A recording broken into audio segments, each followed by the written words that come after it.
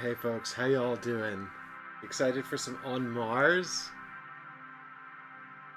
Thanks, I was just catching up on chat there a little bit and making sure I remembered just exactly how all the iconography in this game works. Here's the game, so, oh, what the hell is this? There's always something I forget to do, isn't there? There we go. The game's all set up, it's ready to go. And I'll just sort of tell you a little bit about this. If you guys aren't familiar with the work of Vital Lacerda, he's a Portuguese designer. He makes Euro games. He makes very heavy, complex Euro games. He has only a very small handful of light games to his name. The vast majority of them are big, heavy Euros. From his first game, Vinos, which I think he did in about 2011 or 2012, and right through Lisboa, The Gallerist, On Mars, The Weather Machine. Of course, you've also got CO2 in there, which was his sort of semi-cooperative climate change fighting game. It's fighting, combating climate change game. All of his games are quite heavy, economic Euro-style games, so you'll see a lot of systems that you recognize, and most of the games are also quite broad, so lots of systems working together across a great range of possibilities, and you'll find that there is lots of things for you to engage in, but you have barely enough time to engage in these systems. Now, if I'm correct, I believe that On Mars is one of his more complex ones. In my experience, I think it is. Having said that, I haven't played... Oh, Kanban, of course, was his very popular one. I forget Kanban and CO2 because they weren't published with Eagle Gryphon. So many of his games have been published with Eagle Gryphon games, but Kanban was originally published with another publisher before Kanban EV was republished with Eagle Gryphon. A similar story with CO2, a different publisher. I can't remember who. And even the second edition, I think, was still not with Eagle Gryphon. So why Chapter 4? Well, because we're playing with... So we're playing... Here is On Mars. But we're not just playing On Mars, we're also playing with the On Mars Alien Invasion expansion. And the Alien Invasion expansion is called a somewhat cooperative expansion because it contains a bunch of different chapters. And the chapters are not a story mode. I mean, I actually do think there might be a very light narrative element through the chapters. So if you were to play them in order, there might be some kind of progression. I don't actually know that for sure. What I do know is that each is a different game mode. So Chapter 4 Monolith is the solo mode that comes with Invasion. And I think there's also a fully cooperative mode. There is a one versus many alien fighter mode. All of these are in what's called the scenario book. So they are called chapters. They're called chapters in the scenario book, which is kind of odd because I guess they're scenarios more than they are chapters. But maybe the idea was to... Yeah, so Chapter 1 Invasion is one versus many.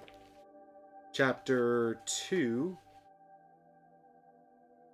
Chapter 1 has got a lot of rules. Chapter 1 looks like the heaviest and most complex. Chapter 2 is called Outbreak. It's 2 to 4 cooperative. Chapter 3 Blackout is also cooperative for 2 to 4. And Chapter 4 Monolith is for 1 player. And I've played On Mars. I've played competitively. I've played it solo now.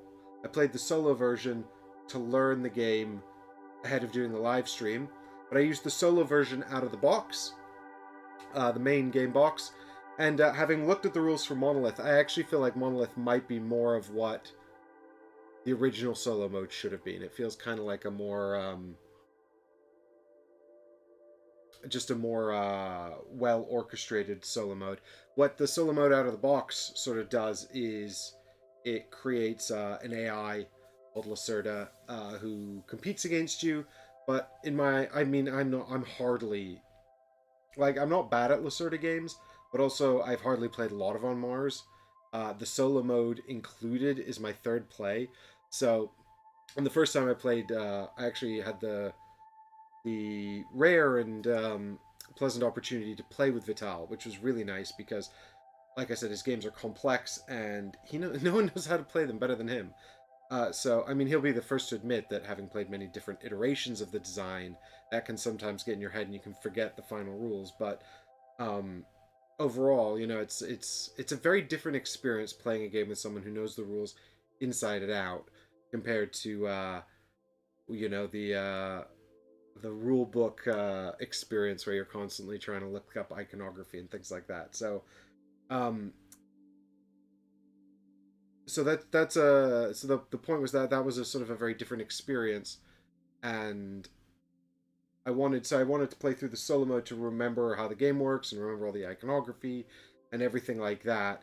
And yeah, the solo mode in the core game uses this deck of cards, and yeah, I beat it, which I didn't expect to, because I've only played twice before. Um, but I didn't. There wasn't a good way to escalate the difficulty, and so if I wanted to go back and play it again, it felt like the AI deck from the original game kind of behaved very arbitrarily, and it could stumble into really good plays, or perhaps just play quite poorly. It really felt like kind of like, but ultimately, I guess if its plays average out, then it's going to feel kind of more like a set timer where it's just racking up points over time. So let me talk a bit about the game, and I'll explain just exactly how that functions. Not how that functions. I'm not going to go into the rules for the solo mode in the core game because we're not going to be using that. What I will do is I'll talk a bit about how the game functions, and then you'll understand maybe a bit more about what I mean. But this is on Mars. In the core game, there's no alien presence or anything like that. All of the Martian extraterrestrial stuff is brought in the expansion. So it's a straight up sort of very scientific theme, and you are different groups from Earth coming to Mars to colonize the red planet, and you will earn what are called opportunity points, which is effectively a measurement of how much you contributed to the terraforming of Mars. And the game sort of ends when the red planet is effectively terraformed. And in order to terraform the planet, let's see where these are.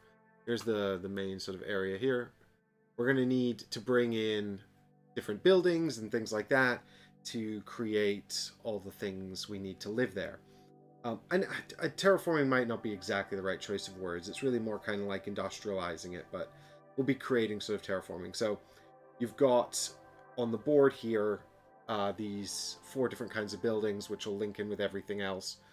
But I'm going to get a better shot down here with this guy.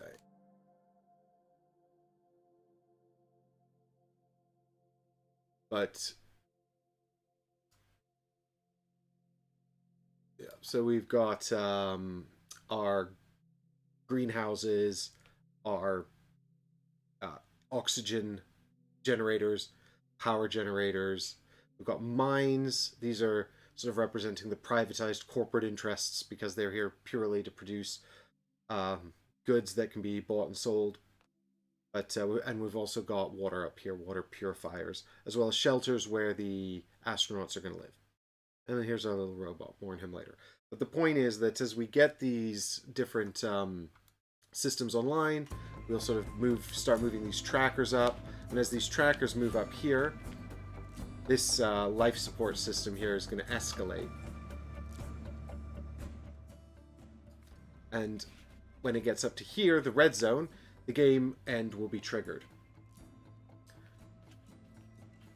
And incidentally, wherever you see the little sort of neutron symbol, that's opportunity points. So that's how you're going to earn points in the game. But as the life support systems here escalate, the game changes slightly. That's what this iconography is telling you. But it starts down here, and if it gets up to here, it triggers the end of the game, this white arrow here. Additionally, though, there are also goals on the actual game board. Sorry, I moved that. Which are these guys here. These are randomized, and these are goals that you're going to complete, and there are 3 of them. And if all 3 of the goals here on the game board A, B, and C are completed, that also triggers game end. Usually it's a marriage of the two, because as the life support systems on the planet improve, the number of goals you have to complete diminish. So if it's on level 3, you have to complete 2 goals, and if it gets to level 4, you only complete 1 goal, and then the game will end. So those are the two ways in which the game ends. And then you'll do a tally up of the victory points. There's a little tracker down here which is going to tell you all the things you're going to score in-game points for. This is how much you actually contributed to the building of the infrastructure on Mars. So as you build these sort of more impressive complexes of water purifiers and oxygen generators and that kind of stuff, you're going to get to put out some cubes, and this will give you points for the number of cubes you've contributed. This is for spaceships that you built but didn't use. This is going to be points for your colonists. So you're going to be building more of these shelters we saw earlier where they live from your player board, and at the end and then you'll be using your spaceships to move colonists in, and for every colonist living in the shelters at the end of the game you'll get points for that. This is technologies. We've got these little technology tiles here, and you'll build these and move them up your board, and there's kind of a communal element to these because you can buy access to other people's technology, and at the end of the game the more advanced technologies you have, the more points you get. The next one here is called Blueprints. These are advanced building cards. So what we see here is an advanced oxygen generator. And so you can claim these cards, and they allow you to build advanced versions of the buildings on the board here. So you'll want to turn this into an advanced oxygen generator, which is marked with this little guy here. And so for every card you've resolved like that, you're going to get points. And actually, in an extra punishment, if you took the blueprint and didn't build it on the board before the end of the game, you're going to lose the points instead. Yikes. And then you've got scientists here. So there are only 6 scientists in the game, and you can recruit them to your cause. They're very powerful, and so often the first parts of the game are a rush to get these scientists. But the scientists at the end of the game will reward you for advanced buildings of the type they like. So for example, the systems engineer likes advanced mines. For every advanced building on the board at the end of the game, regardless of which player built it, you'll get 3 points. And then once the scientists start to move, so the scientists are... Let's go over here. Over here on this marketplace, so we start with all the scientist cards out, but as they're removed, they'll be replaced with Earth contracts. And the Earth contracts look like this, and they'll give you a mission as well. So this one here, oh, come on.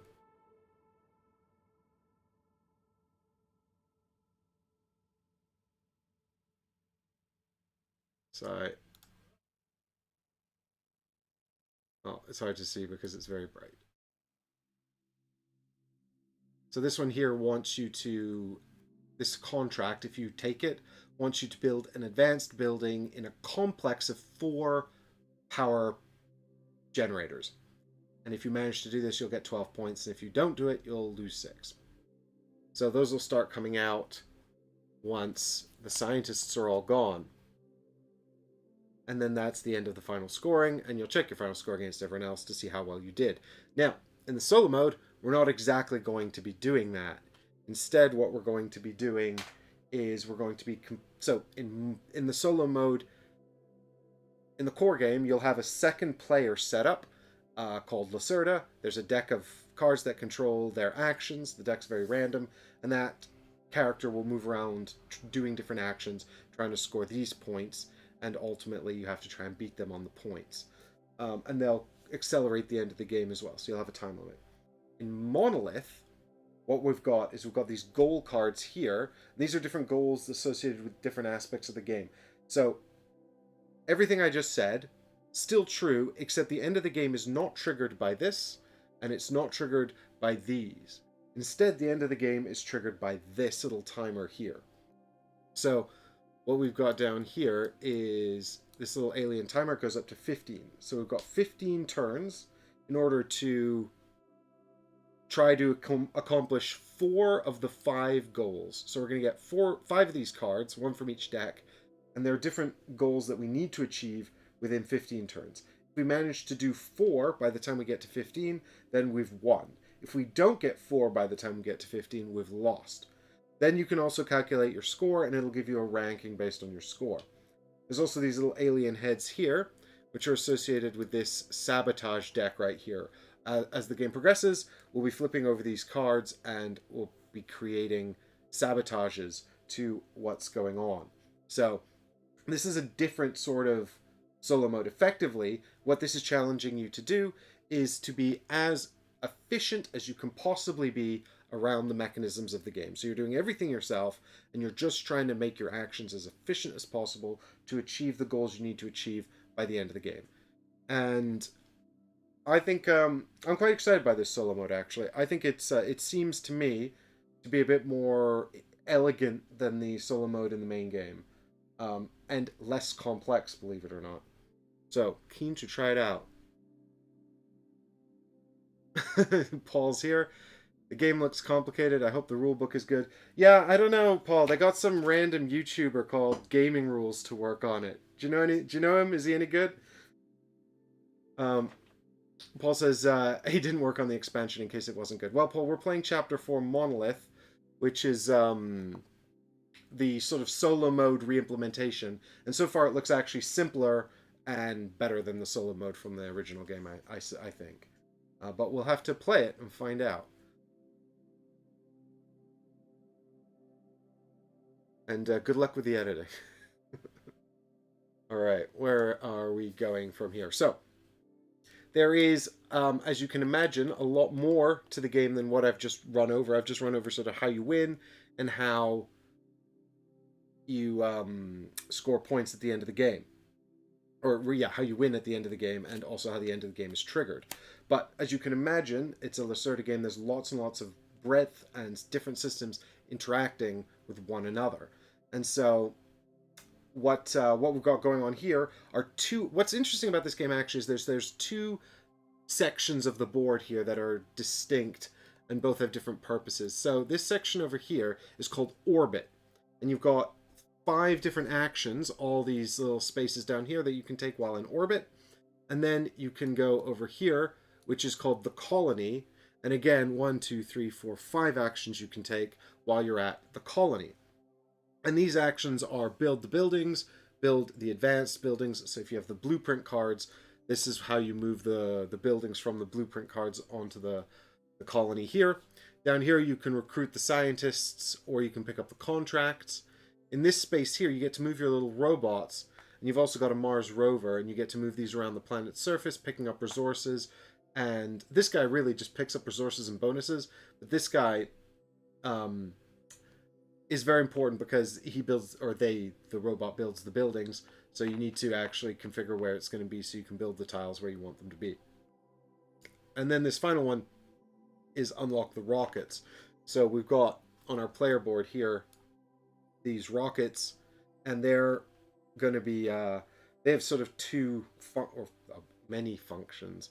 Welcome to the Lacerda game, but their primary function really is that they bring you more colonists to your little alien, not alien, but little Mars base here. So what we've got going on here, these rocket spaces, and when you pay the resources, you get to move them over here, and they bring with them some new colonists, which are workers and resources, and they're going to help you take actions and take better actions. Alternatively, instead of taking just workers, you can have a combination of workers and maybe a new robot. They also unlock these executive action spaces, which are kind of like supplementary actions that you can take as well. So you start with a number of these spaces unlocked, and you can unlock more by building the rockets. And finally, at the end of the game, there were 3 points if they're still here. However, you can also spend them to travel between orbit and the colony. So, what I mean by that is I've just described these two distinct areas, and this is kind of the really unique, I think, mechanism in the game, where what you've got going on here is this little track at the top, this little shuttle that's going back and forth between the orbiting space station and the colony on the planet's surface. And at the beginning of the game, it kind of just hops back and forth, so you can catch a ride after every round of the game to go to the different action spaces. And transitioning back and forth is actually quite important and quite useful, because when you transition from one side to the other, that's when you get to take your workers back from that you've put out on that side of the board. And you only start the game with 3, so you're going to want to unlock more, and you're going to want to be able to pick them up as soon as you can. The thing is, as the space station, or rather not the space station, as the life support systems on the planet here develop, the shuttle becomes less and less frequent because it's presumably needed less. So its journeys will take longer, and it won't go back every round, but every second or third round.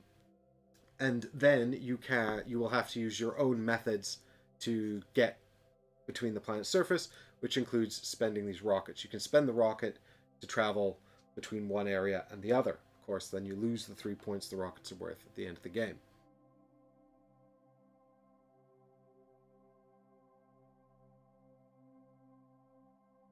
Thank you for sharing the video, Paul, and I agree about the comments there about solo mode, and yes, I think the Monolith looks really good. So clearly some improvements made. And so what we've got going on here that's the action spaces up here in the colony, and we'll see more about these sort of mechanisms as we go.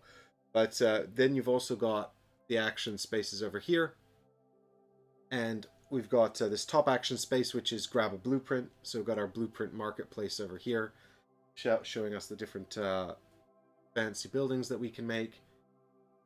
This green screen is not cooperating today.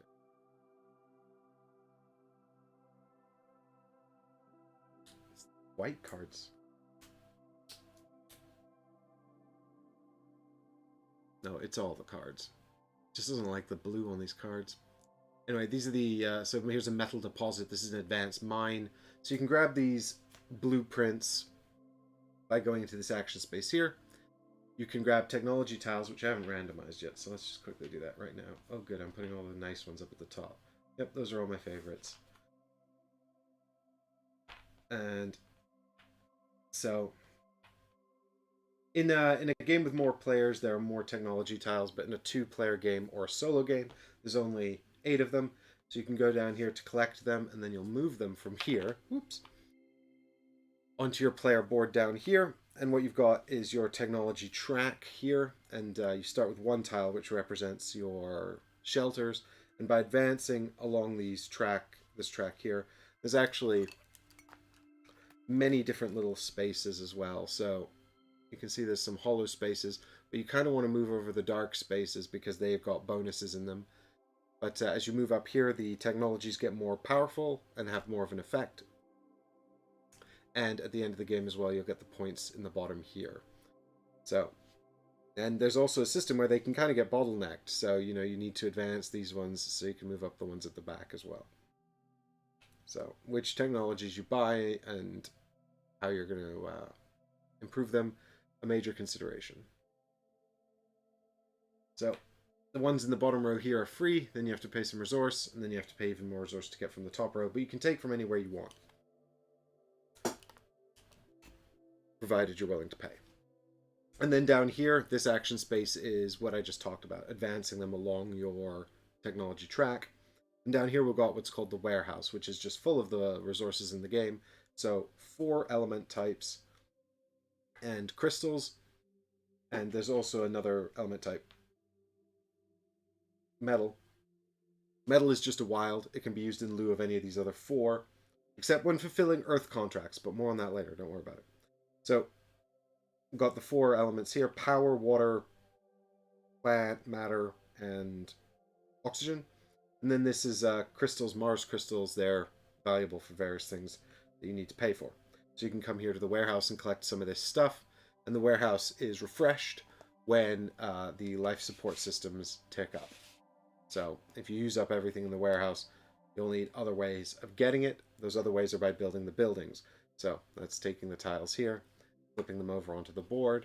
When you build one on the board, you get the associated resource, but if you combine them, you get more resources, and you get to build what's called a complex, which has additional importance. So that is the main actions on the board here. There are the executive actions, which are seen all along here, which I talked about. So you can take on your turn one action plus one executive action, which can be done before or after the main action. And the executive actions, a lot of them are same as the other ones or slightly less good versions. Here you got a metal, and this is, we can pay the crystals for these. So you can see we've got visit the warehouse at the bottom here. We've got let's take a blueprint card.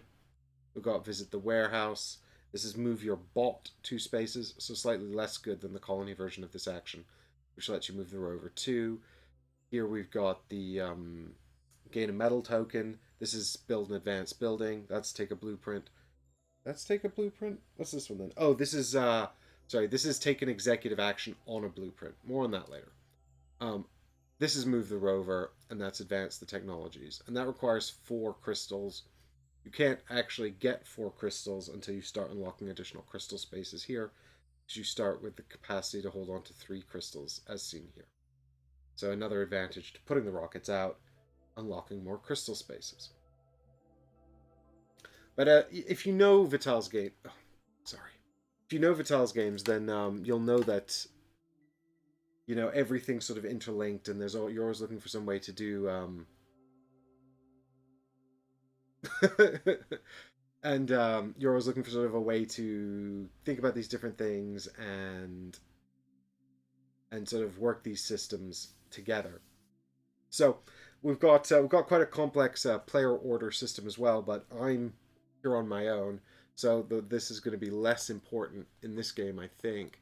Well, it won't be, because we've got here are 8 spaces numbered 1 to 8, and this is the turn order. So all the players in orbit will go before all the players on the planet, and the first space that lets you take the first action in the game has nothing on it. So if you go down there, you don't get any of the nice bonuses. But if you take one of the other spaces, they all come with nice bonuses, and we would never take this space in the solo game. You might want to do it in the game where the proxy Vital, because maybe you want to go before them, although they're very hard to predict what they do. So, I don't know. Anyway, so if you go down here, you don't get anything. If you go into the second player spot, you get warehouse action. This is take a technology. You still have to pay for it. And this is, you may get fly one additional colonist into space for the cost of a water or plant resource. And then it's similar on the planet side. What we've got here are nothing, and then a warehouse action, and then you can spend a crystal to move your little robot 2 spaces, and then you can also take a blueprint card. No, I lied. This isn't spend a crystal. This is move the robot 2 spaces, and you can spend the crystals to move them additional spaces. So this is 2 spaces or more for a crystal each. That's right, because the cost would be at the top. Okay, so that's that. This, I love this little tripod, but it's not as stable as I would like it to be. Come on, buddy, hold it together. So the rover starts there in the central mine, and our little robot starts here. I'll lie them down so you guys can see them better. Starts there in the thing, the shelter. And what the way this works as well is when you take your action in the actual game, you lie your guy down. So then everybody knows that when your turn is done, and when everyone's astronauts are lying down, then we'll resolve the shuttle. And if it's in the red space, if it's not in the red space, all it does is move to the next space. If it is in the red space, then you can decide to travel. And if you decide to travel, you can only travel, of course, if you're on the side with the shuttle. And if you do decide to travel, then you pick one of the spots on the other side, but you resolve these steps first. So first you'll put out a discovery tile. These are nice little bonuses that you can put out on the planet's surface and pick up with your rover. So this one lets you build a shelter as a free action. I don't know, it really doesn't like this blue color. Also, I seem to have duplicated this. Bear with me 2 seconds. Okay, that'll be better. So when you take the tile here, you can put it anywhere as long as it's more than 3 spaces away from your rover. So somewhere out here, and the rover can go and pick it up, and you can have the bonus action. And then those are refreshed from a pool over here. Once you've done that, you get to pick up all of your workers that are on the planet's side. So not the workers in orbit, but they'll stay there until you leave the planet's surface. So it's kind of, think of yourself like the sort of the supervisor, and it's only when you come back to see what they've been doing that you get to take your workers back. So your workers are these little guys here, and they will wind up in one of two spaces, either on the board here, and that's when you get to collect them, but they also might wind up in this position here, which is called just sort of, I can't remember what this is called, at work or something, but they're effectively just sort of contributing to your endeavors down here. Whenever you travel, you get to take these ones back, but only when you travel to an area do you get to collect the workers in that area. So if I'm coming here onto the colony, I get to take this guy back from the colony. And you can see on all of the worker spaces how these sort of function, because effectively what you've got on each of the action spaces are two costs. The red cost at the top and the blue cost at the bottom. So the red cost at the top here means you have to put a worker out in order to take the action. The blue cost means that you can put additional workers from your rest area here into the working area in order to do extra versions, boost the action. It's called extra versions of the action. So in this case, we get to advance tech 2 steps by putting one guy here. We can advance it each tech 2 additional steps, 1 additional step. I'll have to check that. Maybe 2 additional steps, I think. I think you just repeat the action. So I think it's 2 additional steps for every additional worker we spend. Advancing tech has an extra price, though. There's a cost in the top of each column that you have to pay as well. But more on that later. The point is that these costs can vary, but some of them don't have a red cost. Like you can see this one here, the tech tile doesn't have a red cost, which means you get 1 tech tile for free, and then you can use additional workers, moving them to the work area to take additional tiles, 1 per worker moved. And some of the additional costs down here are not actual workers, but they're crystals, in which case you must spend the crystals. So they just go from your player board back to the general supply. This is one of them fangled Lacerda bots, right? So far my favorite Lacerda game is CO2 Second Chance. Well, I can understand why that would be, Jonathan, because that one was designed to co-op, so I think it would probably most easily slot into the solo game. But we're not playing the fangled Lacerda bot mode, we're playing Monolith, which is the solo mode that came in the On Mars Invasion expansion. So, this is more of a sort of action optimization challenge mode. And I, for one, am quite excited to try it. Now, as we move from the rules explanation here into the... I guess there's one last thing I will just quickly mention. Again, you've got the 3 projects out here. They're called projects. And what we're going to be doing with these projects is, if we do the thing it asks for, then we get some crystal reward, and if we complete the project, we get bonus points at the end.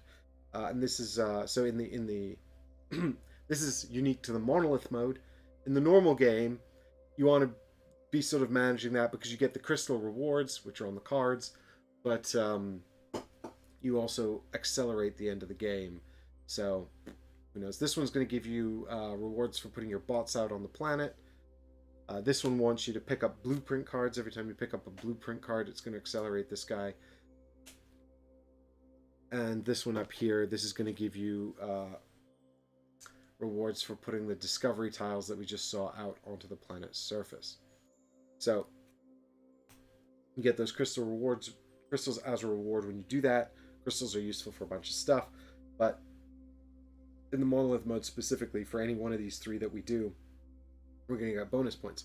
Each of the projects comes with a big wooden token that also shows the letter associated with the project, and these are just so you can put them out to remind you of the actions associated with them. So I've put this out here. Actually, this is not really the right one. This one should really be here, because this is how we get more robots on the planet, and this rewards us for putting robots on the planet. This one here is C, because that gives us crystals for blueprints. and B is up here next to the discovery tokens, because the discovery tokens are how we're going to do that one.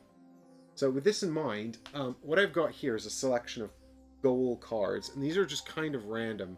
I flip them over. Now, in the rules, it does say you should actually flip 2 at random and then choose the others.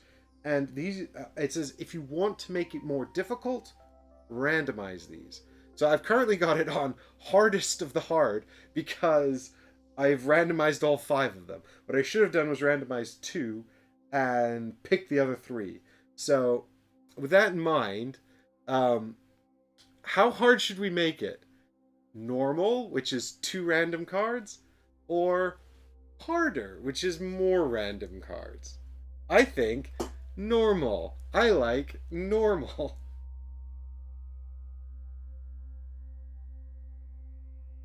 Difter says all random. Normal, normal. I like random.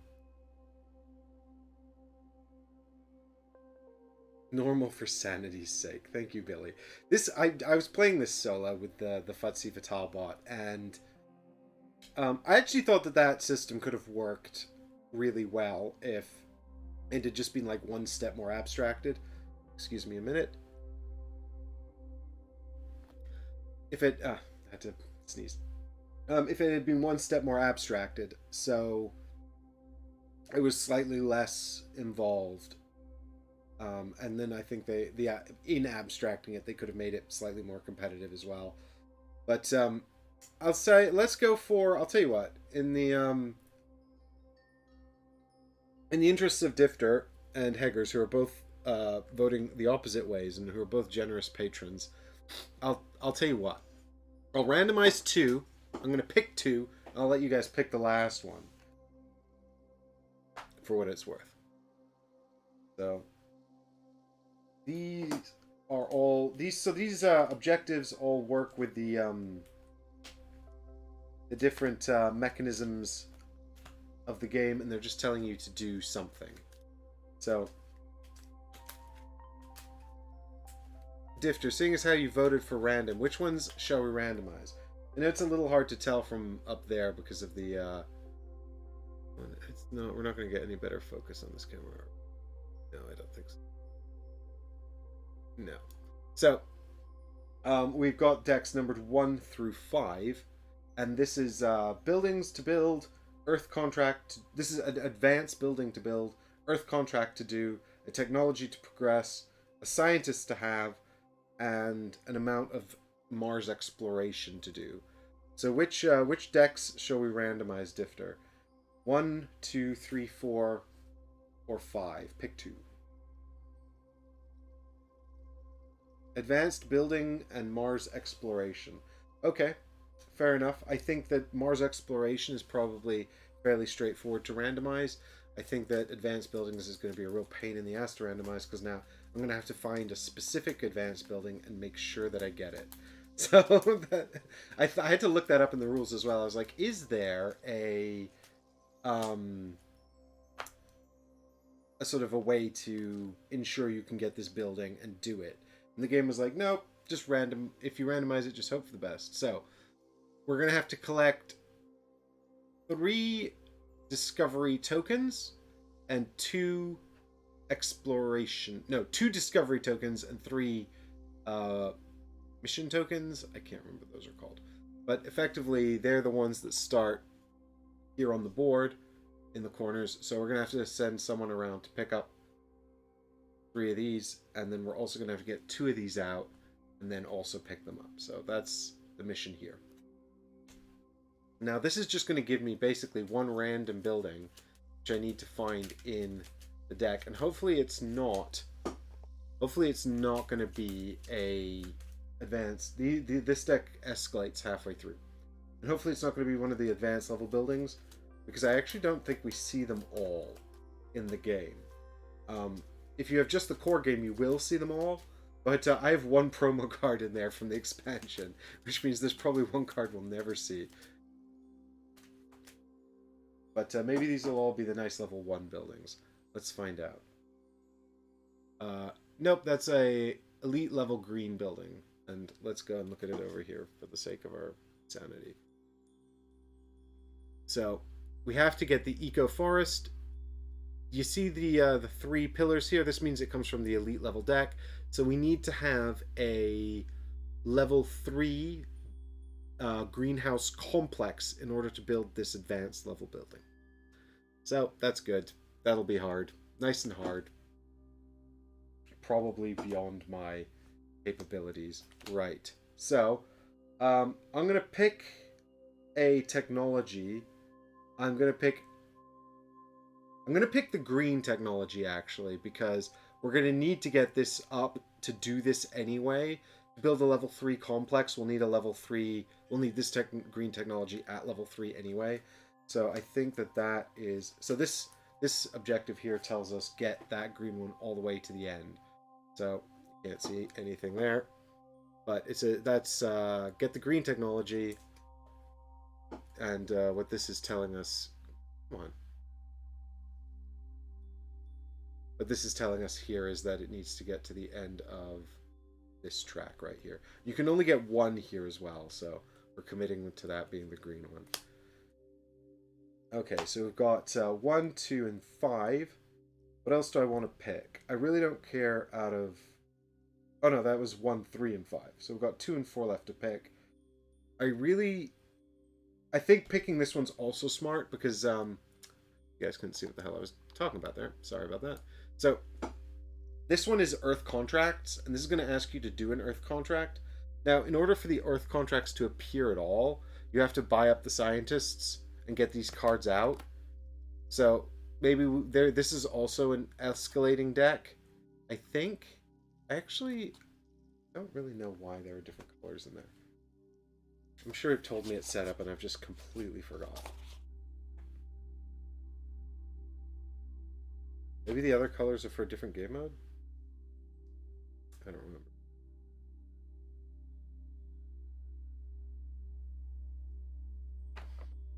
Yeah, it said there should be 12 Earth Contract cards. This is way more than 12. Ugh, I bet it's from the upgrade pack. No, it's not. 1, 2, 3, 4, 5, 6, 7, 8, 9, 10, 11, 12, 13, 14, blah, blah, blah. Okay.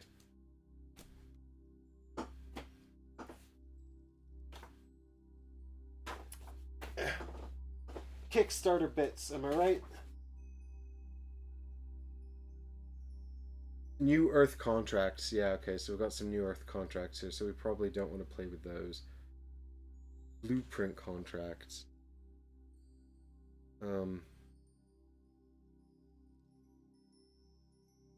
Because they probably won't be in the... So those are the Blueprint Contracts, and these are the Complex Contracts. So we don't want those in the game, because those will not sync up with our expansion, I don't think. It's the upgrade pack. If you back this on Kickstarter, you'll have this. It's more cards. It's basically just more different kinds of cards. Right, so then we've got... yeah, so these are the contracts that come in the base game. These ones want you to collect resources shown on the card. And these ones want you to build big old complexes that match the type on the card. I showed you these before.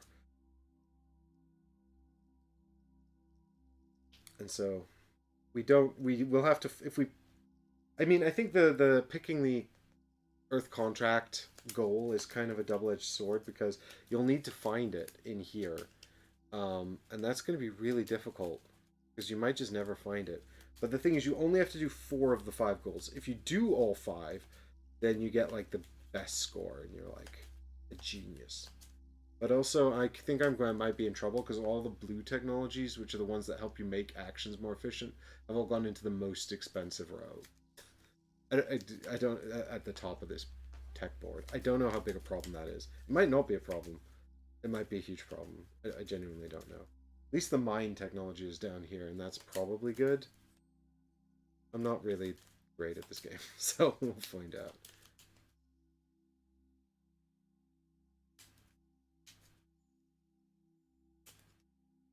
Kickstarter bits, lol. I was playing Nemesis in the group the other day when I realized we don't need minis for the enemies. Well, Jonathan, speaking of Kickstarter, speaking of minis like that, I mean, the conversation we might find ourselves having soon is, do you actually need minis for any game ever? With the exception of free moving war games where base size is important, and even then, like, you can use tokens. So, and I'm talking about like Warhammer, or something like that.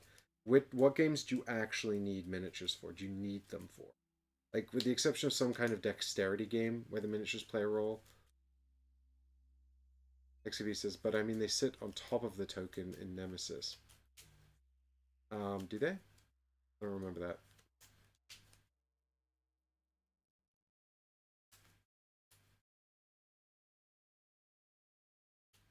What are you talking? Heresy. I know, the heresy. Well, the thing is, I'll tell you what got me thinking about it, actually. I'm going to go on this quick tangent. I'm going to keep it brief because we have to get on with the game.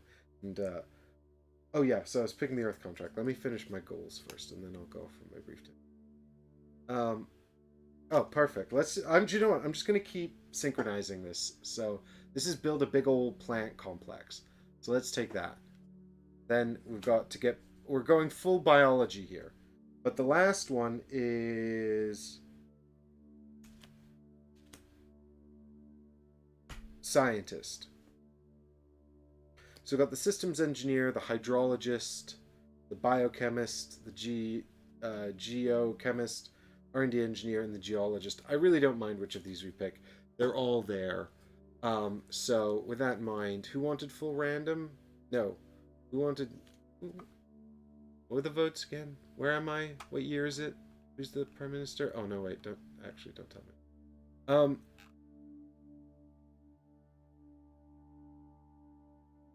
Right. Heggers, you voted for pick. So do you want to pick a scientist, Heggers? You can have the systems engineer, the hydrologist, the biochemist, the geochemist, the R&D engineer, and the geologist. Unless you know how to play the game, just pick whatever you like the sound of.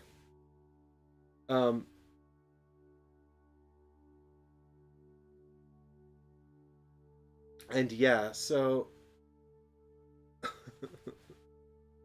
on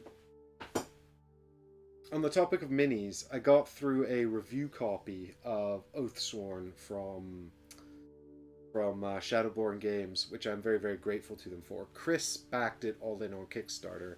We had this idea that we're going to play it like we played Jaws of the Lion, and they agreed to send me a review copy. Very generous of them, and they sent through the core set, and without any of the extra bits. And honestly, after seeing all the posts on Facebook of that all in, I sort of discovered that basically all of the boxes are just miniatures. Like, the game itself takes up an enormous amount of space.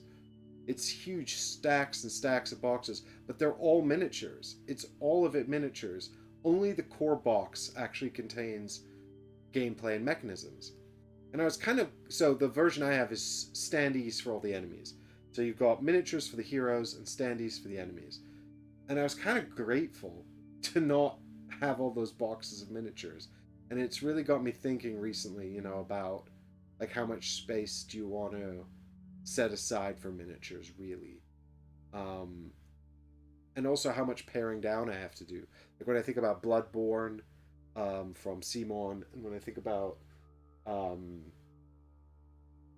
basically any Simon game, Ankh, I did so much paring down by just throwing miniatures into like bags and stuff.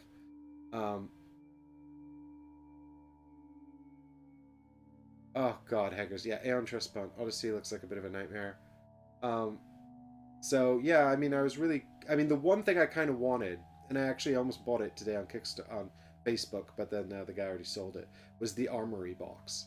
So if you don't know, in Oathsworn the models are snap push models, so they have little joints and you can push, change their arms, change their armor, things like that, which is a really novel idea. I mean, it must be hell if you paint them, but it's a novel idea. And of course the version I've got has all these snap push models with no additional armaments. So I almost bought the Armory box, which is just extra arms for the heroes and armor. on Facebook, but the guide already sold it. And I'm not going to spend an extortionate amount to seek it out. I just thought it'd be kind of neat to be able to change the weapons up. But, well, because it's very novel and I rarely see it, so. But anyway, that's that. Right, back to Mars. So, the very first thing we're going to do is pick our starting location. Oh, yeah, Heggers, you're supposed to pick a scientist. You didn't pick one. R&D engineer. Oh, okay, you did pick one. Great, thank you. So the R&D engineer is the one that deals with power supplies and likes water. So there you go. So here are our 5 goals. I'll get rid of the rest of these. They will not be needed for this game. Back into the expansion box with you. And we need only do 4 of these 5 goals. It's going to come over here. Little timer track. And then we're going to put the what's friendly called the sabotage deck over here. So we've got 2 sabotage cards, which I already flipped over at random. And sabotage cards are labeled A and B. And they'll come out, and they'll move along, and they'll trigger, and they'll cause us problems. We've got science. Science. So science resources missing. Goal for scientist. Discard. So when this triggers, we'll have to discard the resources required to hire the goal for scientist. So the R&D engineer, who costs 2 minerals, which is actually possibly the most expensive scientist in the game. So thanks, Hackers, for that. I'm sure you'll be pleased to know you've picked the worst option for me. It's not the geologist, so that's fine. But yeah, so at some stage when this triggers, we'll have to pay 2 minerals, or maybe we won't have enough, and that's fine too. And this other one is called Rover Disabled. You cannot use your rover for the next 2 rounds. What's happened? You're being nice to me now. This is unusual. Not to worry. I'm sure it'll be fine. I'm very good at games. Just don't look into my history. So, we're all ready to go. And I think actually probably... So we start with 1 resource of each type. And it's worth noting that we're limited as well to the capacity we can carry. Currently it's 2 in each spot. The capacity is equal to 1 plus the number of shelters we have on the board. So we have 1 shelter, which means currently 2 resources per spot. Crystals work a bit differently. Crystals start in your depot just to show that you can't use them, and then on your turn they all move up into these spots, and if they can't fill up the spots, then they're gotten rid of. You can't have more than you could hold here. But remember, we can unlock additional capacity by building rockets. So with this in mind, I generally quite like to take this spot here and just pay to get an extra worker at the start. So I think I'll probably just do that. Oh, come on. So you pay either a water or a plant, and I think I'll pay the plant because the water is also used to build the greenhouses. If I scoot the camera over here, you'll see here the little building tracker. This tells us what buildings we can make and also how much they cost. So when you make a mine, it doesn't actually cost you anything, but you have to put a little worker on it to work in the mine. When you build a power generator, it costs the minerals which come from the mines. Building the water purifier costs power, which comes from here.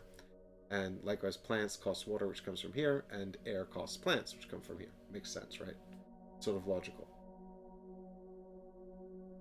And actually, the air is used to make the shelters, because the people need to breathe the air, which is how we get more workers to put in the mines. There you go. Full circle. It's amazing.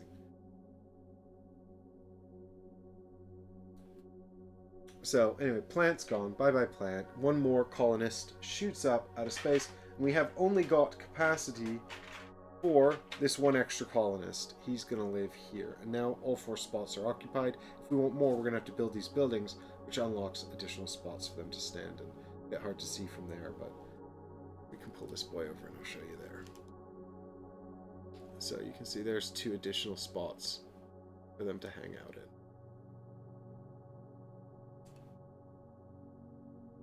in. Okay, so now that we've done that, it is time for our actual turn. And I think maybe, so I'll probably jump back and forth quite a lot at the start because the shuttle just jumps back and forth as well. This will also help me seed the board with discovery tiles and things that are good and helpful like that. So what's my number 1 priority to do while I'm in space right now? I think it's probably to grab some resources from here. Because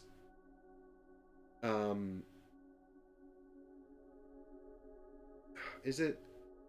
We could also grab technologies, although really, I mean, I suppose actually if we get minerals, we can build a complex, which is better. Yeah, okay. I hate that all of the blue ones, which are the sort of upgrades for your action efficiency, are along the top here. And all these ones here, which are you'll see the 5 resources in the game. These are the different complexes you can build. So, more on complexes later, but they're good and we want them for resource efficiency. So I think let's take this action and we'll take one of this technology here, and we're also going to take this technology here. So in order to take 2, we have to expend a worker. So in this case, the worker it's a teal symbol at the bottom, so the worker goes from his resty spot into his working house spot. And now I've got the 2 technologies, and I'm going to put 1 in here. And we cover up the warehouse symbol, which lets us take a resource from the warehouse. And also I'll put 1 in here, which covers up the crystal, which gives us a crystal. So this crystal should be in here. And the new crystal goes in here, so we can't actually use it for anything until next turn. And we get to take 1 from the warehouse as well. So let's grab... I'm kind of tempted to get a plant to replace the plant we had before. I'm trying to think of a reason why not to do that. The reason to do that is actually only because I don't have a plan. Because if I had a plan, I'd take something specific that I need for my plan. But I don't have a plan. So,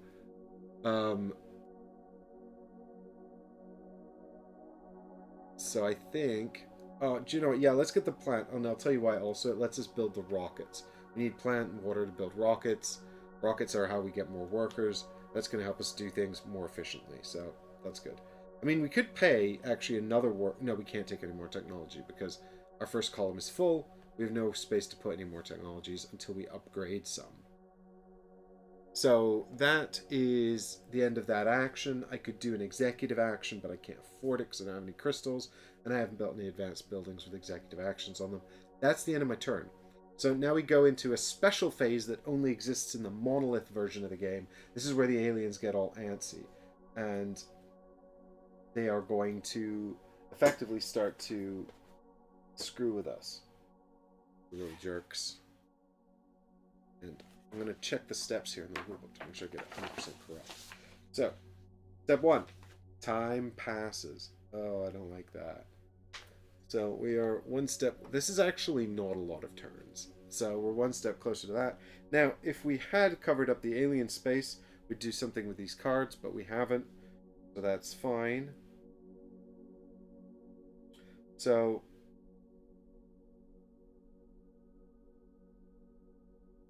what we'll do instead is we're going to flip over a sabotage card here. Mine explosion. I don't like the sound of that. I was going to build some mines. Flip any mine on the Martian surface face down. Move any colonist on it to your working area. This tile is deactivated until you rebuild your mine there. Oh dear. Can I flip over the mine that starts on the board, please? So, because this is a B card, what we do is we put out a token here. And when we get to the alien head, what we're going to do is we're going to trigger every card with with 2 tokens on it. So we're not yet triggering any of them, but I'm sure we will. I'm going to have to move this because I can see already that we're going to need way more space than what we've got available.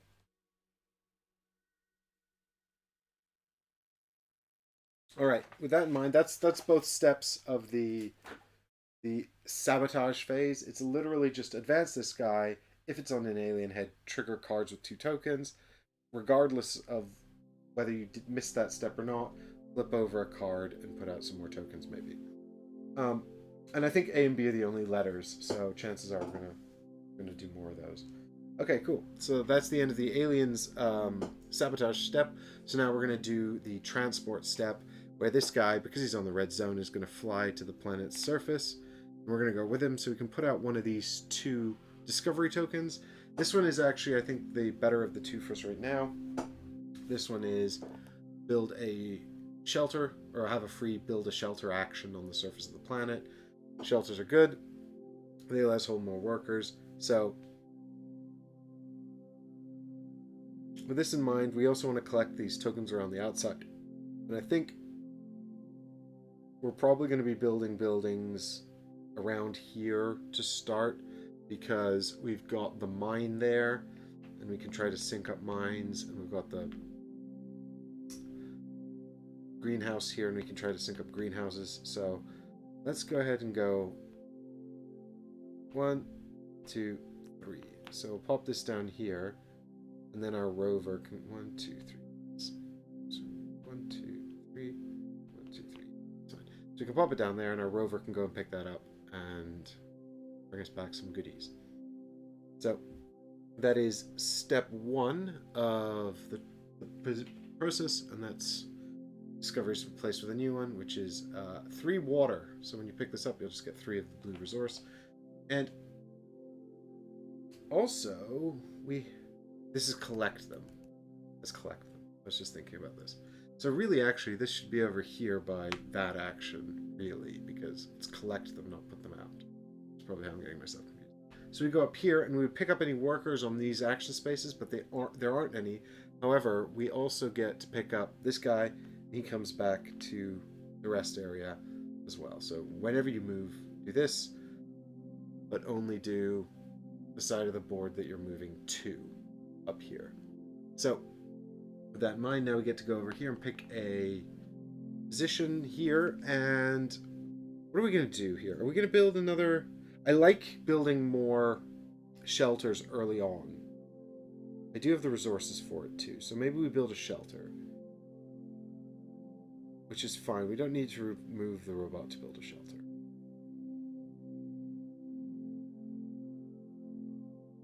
What else have we got? Think about getting some blueprints.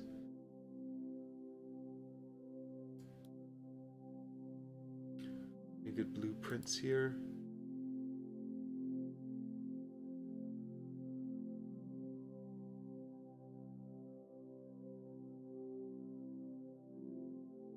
Rotate this for you guys to make it easier to look at.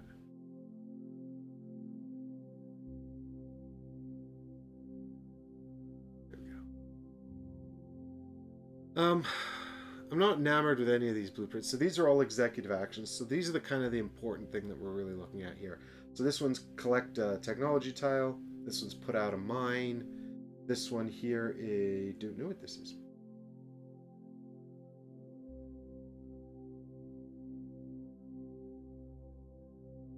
So this is repeatable, and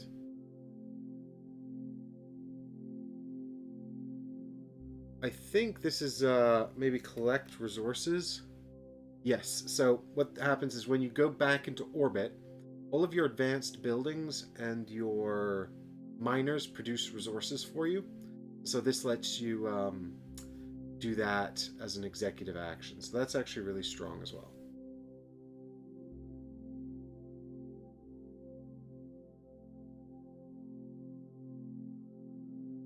This is put out an advanced building. This has put out a greenhouse, which is actually pretty important for us. If we get the green scientist, then we can do this for free. Otherwise, all of these cost 2 crystals. And this has put out a shelter, like I mentioned. Maybe a free blueprint actually would be good. I think this could be really solid, so why don't we grab that? So we put our little, there we go, our little rocket man over here, and grab a free blueprint, and we'll take this one here, pop it out there, and then what we're going to do is we're going to stick one of our little buildings on it, which shows that we can't actually use the executive action until we build this on the board. And that is not refilled. None of this is refilled until the LSS upgrades. And then the rocket moves into its position here. And we know that it's still going on the first position because of the LSS track, which is this guy over here. So, you know, this shows that currently the rocket goes to that track. As this escalates, now it's going to start 2. It's only going to be traveling every 2 turns, then every 3 turns, and then in rank 4 it doesn't actually travel at all. And if it ever got up here, the game would just be over.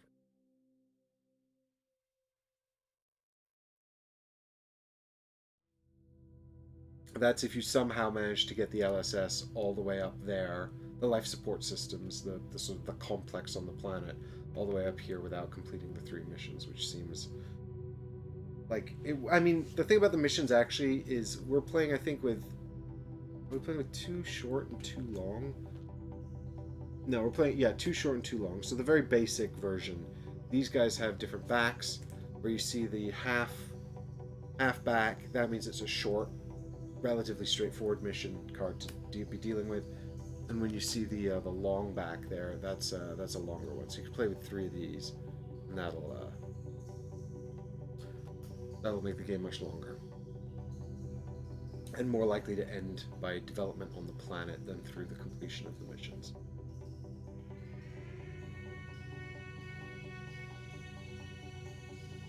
Right. So now that we've completed that transport phase, we're back to the colony actions phase. And now that we're on the planet, I'd like to build either a mine or I'd like to build a shelter.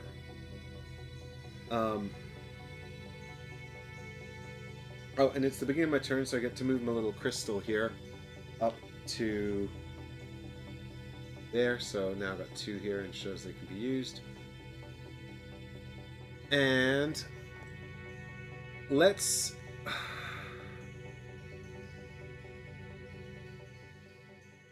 build the shelter, I think, just because then if I do have a chance to get any more we could get, oh god, I want to do all of these actions, but I'm thinking if I move the rover, I can also build a shelter with the discovery tile I put out. That's also getting us closer to the objectives over here. We've got to keep these ones in mind and really focus on them, I think.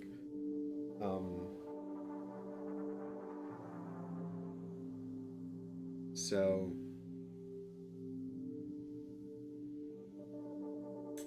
yeah. So let's take this action here, which is move the bot 2 and move the rover 2 as well, and you can spend a crystal to move either one of them 1 additional space. You can spend as many as you like to move either one of them additional spaces. And what we're going to do is we're going to have the rover go 1, 2, and then we're going to spend a gem to move it an additional space down here and collect the free shelter tile upgrade that lets us put out a shelter. So here's our shelter here. We pay the air, that's the cost to build one of these. it goes out here. And when you build a shelter, you get a gem. And when you build 2 shelters, or when you build actually any building type that is like for like touching, it's called a complex. And so here we built a shelter complex. If I built it over here, we would have 2 shelters that are not complexes. If I built another shelter up here, now we'd have a shelter complex of 2 and another shelter that's not a complex. So I'm building a shelter complex, and I have to build it within the build zone of my robot. Build zone of my robot is its space plus every space around it, so this is fine.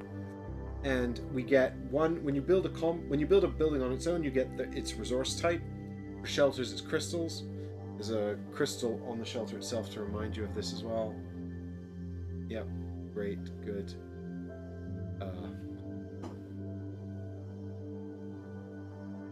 And for the others, it's just the resource of the tile. The crystals here, the 3 crystals on the back of this, that's a slight nuance. More on that later. No need to worry about it now. But in order to build a complex, you have to have the relevant technology level. So in this case, you need to have your shelter technology at the appropriate rank. This is rank 1 or plus 1. So sort of 1 is off the track here. This is 1 plus 1, 1 plus 2, 1 plus 3, 1 plus 4, 1 plus 5, and 1 plus 6.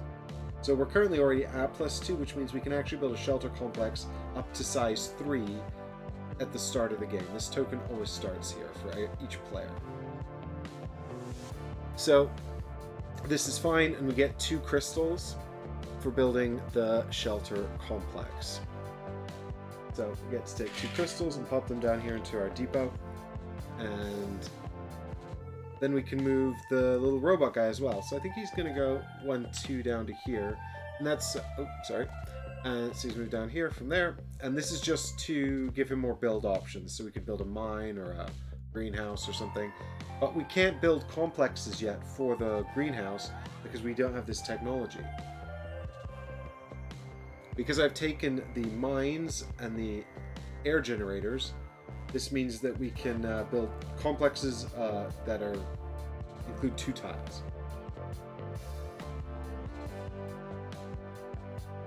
So that's the end of the action. I could spend my remaining crystal to move one piece, one more space, but because the rover can't reach this technology token down here, I don't see any point in moving it one space now. It might be worth it if I had 3 crystals coming into here next time, because I'd need to make space, but I don't need to do that, so that's fine.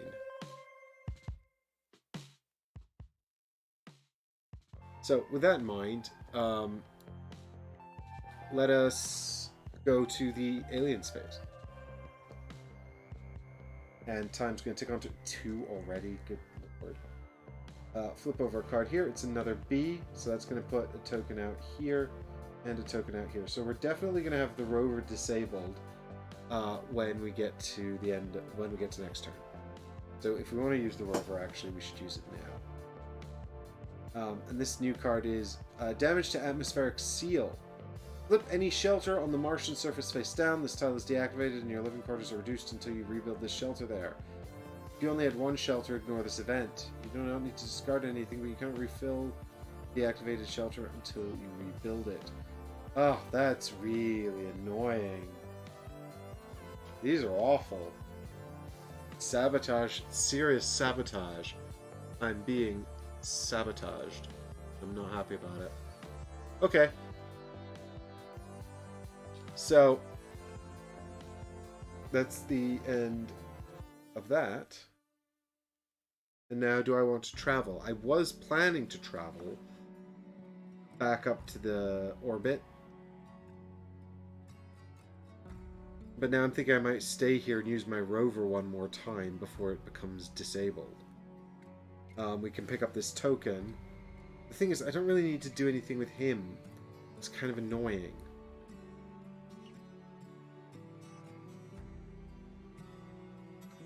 But there's not really any other way to move the rover right now.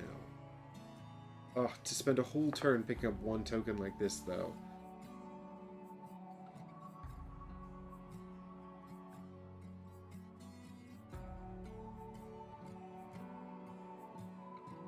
But if I stay down here for 2 more turns, what am I going to do?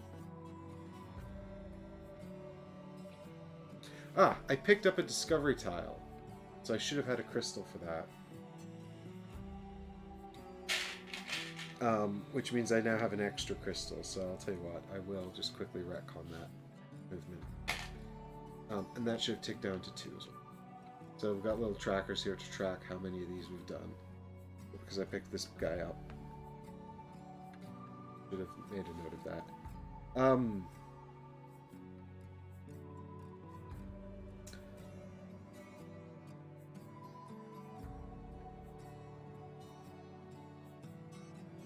Right.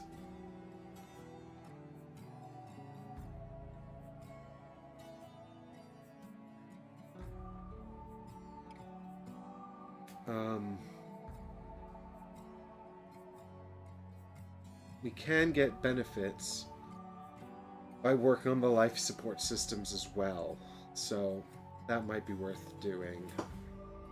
If we build one of the 4 building types that make up the life support systems, we can have benefits for that. This is all the ones that aren't mines, basically. Of course, if we build a mine, we'll get more resources.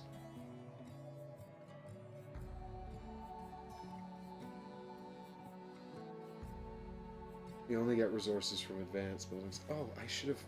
I'm such a noob. When I took this card, I should also have taken a... So when you take the blueprint cards, you get the right to build the building, but you also immediately get the resource shown at the bottom by the lightning bolt.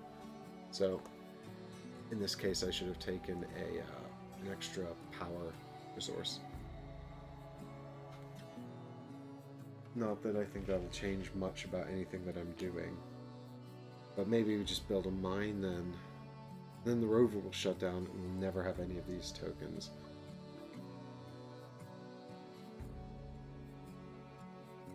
For 2 more turns. These sabotage cards are really making my race to be efficient inefficient. Alright, do you know what? Let's so let's not travel. And now we're gonna have to wait for that thing to come all the way back around. Or take one of our spaceships that we haven't even unlocked yet. But I feel like there's enough for us to do down here anyway. For the time being. So we'll do that. And then it's back to our turn, and these 3 crystals will pop up here. And we've now got 3 crystals, so we could do a decent executive action this turn as well, maybe. Or just trade them for money, I don't know.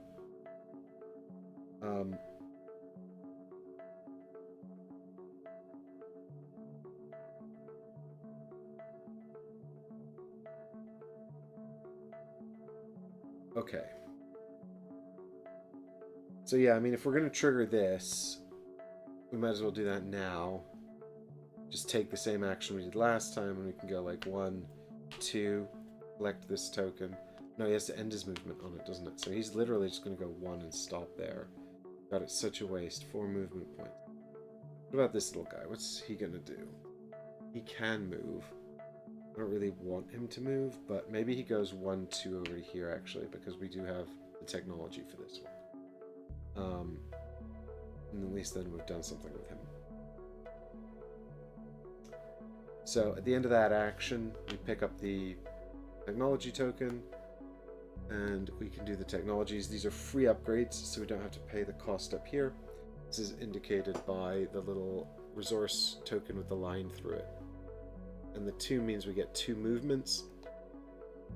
So we can either move 1 thing twice or 2 things once. If we go down here, we can actually move our droid again. I mean, we could have picked up another technology tile with him, but then he's miles out of the way to build anything. How do we feel about that?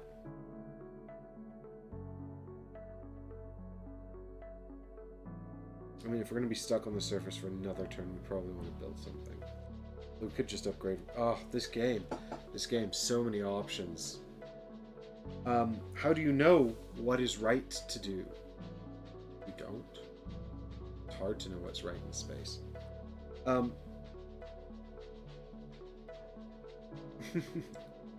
So far, Eddie, you've missed the The cosmic horror of me trying to not parse, trying to work out what to do in a Vitalicerta game.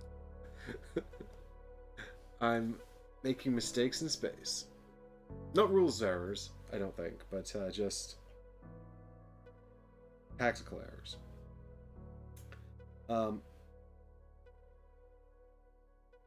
So let's... Do we really need a giant mining complex? Am I just going to build a giant mining complex? Just shoot this up here. 1, 2.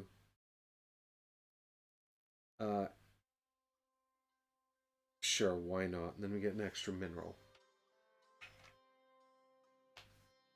And that's the end of that turn, actually. So we've got, but we've still got a bunch of crystals. So we could take an executive action if we wanted. Don't really know what to, I don't really want to, though. And I've not got any crystals in the depot, so I guess I can save them for next time. So let's just call that a turn for now. And that was not very good, I don't think. Let's see. We'll see. So we're going to advance this up here, which triggers the Rover Disabled card. So the Disabled Rover card is going to take our Rover off the board and pop it down here. And now it's sad. It's going to sit there for 2 turns before it will reappear on the board. And then we're going to get a new card out here. It's another B card. Good God. So the next time we hit the alien face, we'll be having the mine explosion. This one is... God.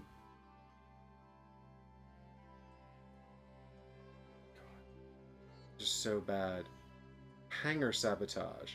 For each ship in your hangar, play 1 water or plant, or as many as you have if you don't have enough. So I'm pretty sure the hangar is actually the upgraded side.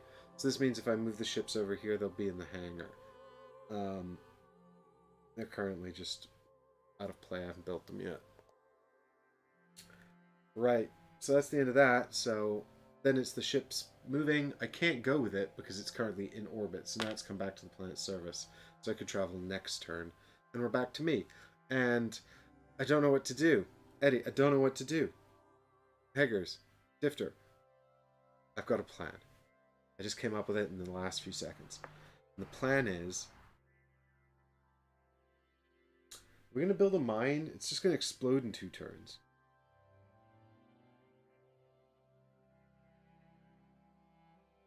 I wish we could repeat building action. Build more than one thing at once. But you can't. But I think this is the time to start committing to some of these bigger things. We also need to hire a scientist. Oh, God. I mean, I do have the minerals, but no, I think so we're going to build a building. So we pop the worker up there. Now it's away in its spot. To build the building, we're going to build a mine. We're going to pop it. I'm not going to have enough space to hold all this stuff. What could I spend a mine on first?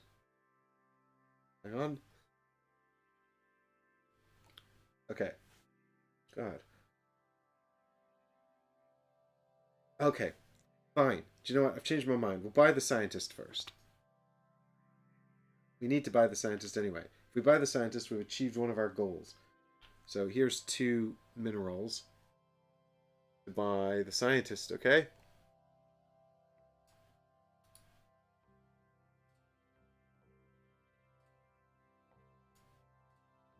Uh-oh. Uh-oh. So we're taking the R&D researcher because this is the one we actually need to win the game.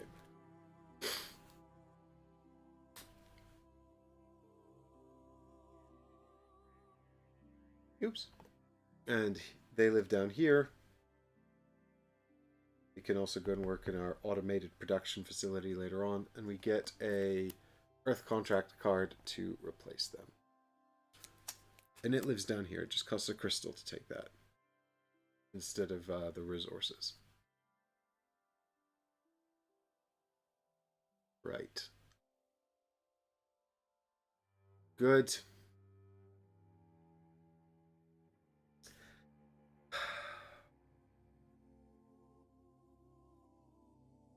So we had to still have to put a worker out. They go there. And now we can't take that action again until we take that worker back. So you can't just buy up all these cards all at once, willy-nilly if you want to. We could definitely do an executive action now, but I don't really want to. I still kind of want to build. So I might just wait. I'm almost a quarter of the length through the game, and I feel like I haven't done anything.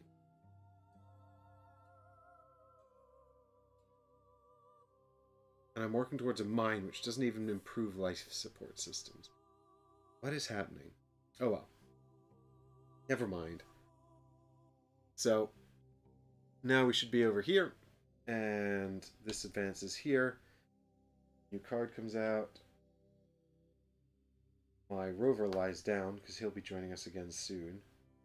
There's an A card, so we get one on the missing science resources. How do you rebuild a mine? Oh, you have to put another colonist out. And you have to take the action again. Good God, this is savage. Okay, so that's done.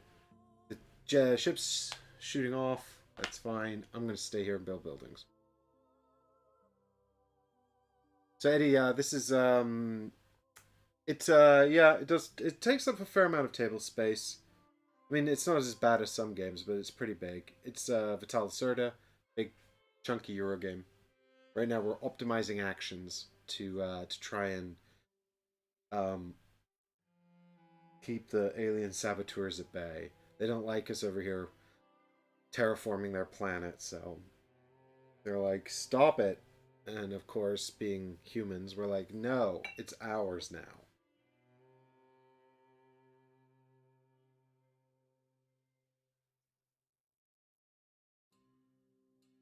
But I do actually like it. I like On Mars. It is a lot, though. So it's, you have to be into these sort of Euro games that demand system mastery. I think when you play this with people for the first time, there's going to be an awful lot of, oh, I didn't realize you could do that, or bloody humans coming over here, terraforming our Mars. Get out of here. Get. Right.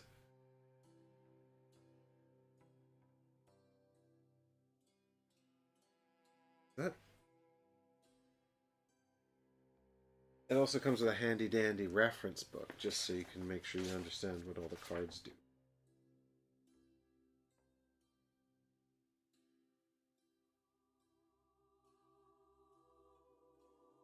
Okay, so I should have also advanced this one when I took the blueprint card. I don't know why I didn't.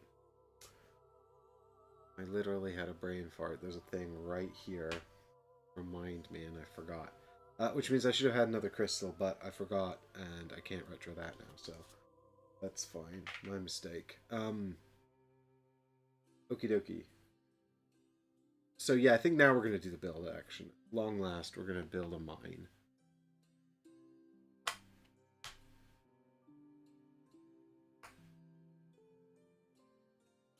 And we can create a mine complex because we have level 3 mining technology. So we have to put a little guy out to work in it. And we get to take 2 mine resources. Our droid is still also there. And actually, the droid gets displaced because he can't coexist here. The droid is displaced to an adjacent space. So we'll just pop him down there. And we don't get anything else for that, but when we do go back into space, we'll get another metal, which is good because metal is a wild, so metal is a nice technology to have. And now, do we want to do an executive order?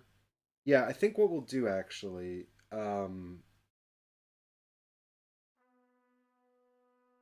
is I'll spend all 3 of the gems. Yeah, we've won Difter. It was a stonking great success. I'll spend all 3 of my gems here. 2 of them to take the little robot, move the robot executive action, and 1 to move an extra space. So he gets to go 1, 2, and then 1 extra space, and he's going to pick up this token for us. So the robots can pick up tokens from the planet's surface like this. They can also pick up tokens like this. They build buildings. No, they can't pick up tokens like this. Ignore me. They can't pick up these ones. They can only pick up these ones. And if they try to pick up these ones, they'll destroy them. I think. Or maybe it's if they... I'm embarrassed. I've forgotten exactly how it works. I'm sorry. There's a distinction. The robots destroy some stuff, basically.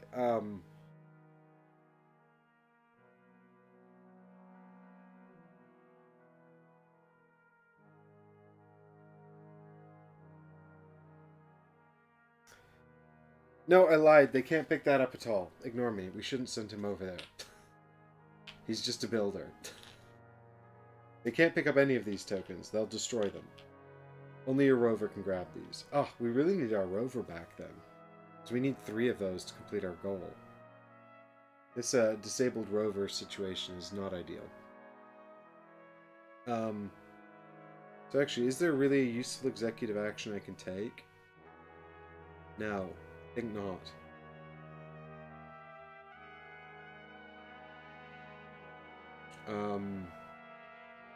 Not yet, so we'll have to call it there, I'm afraid.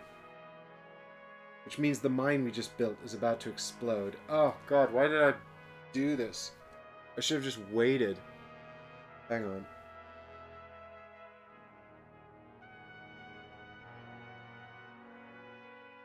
Oh god, okay, this is dreadfully dumb. The mine we just built is about to explode and we just need to rebuild it. We'll just have to rebuild it.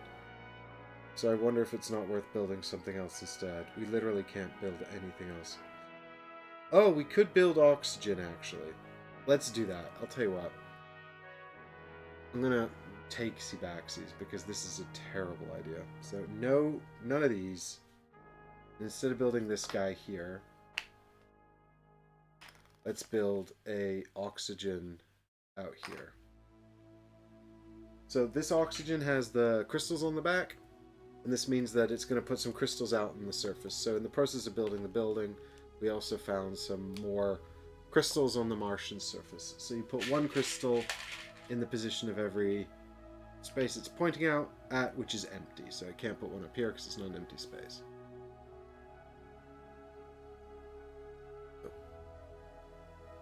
And then we get to flip this over.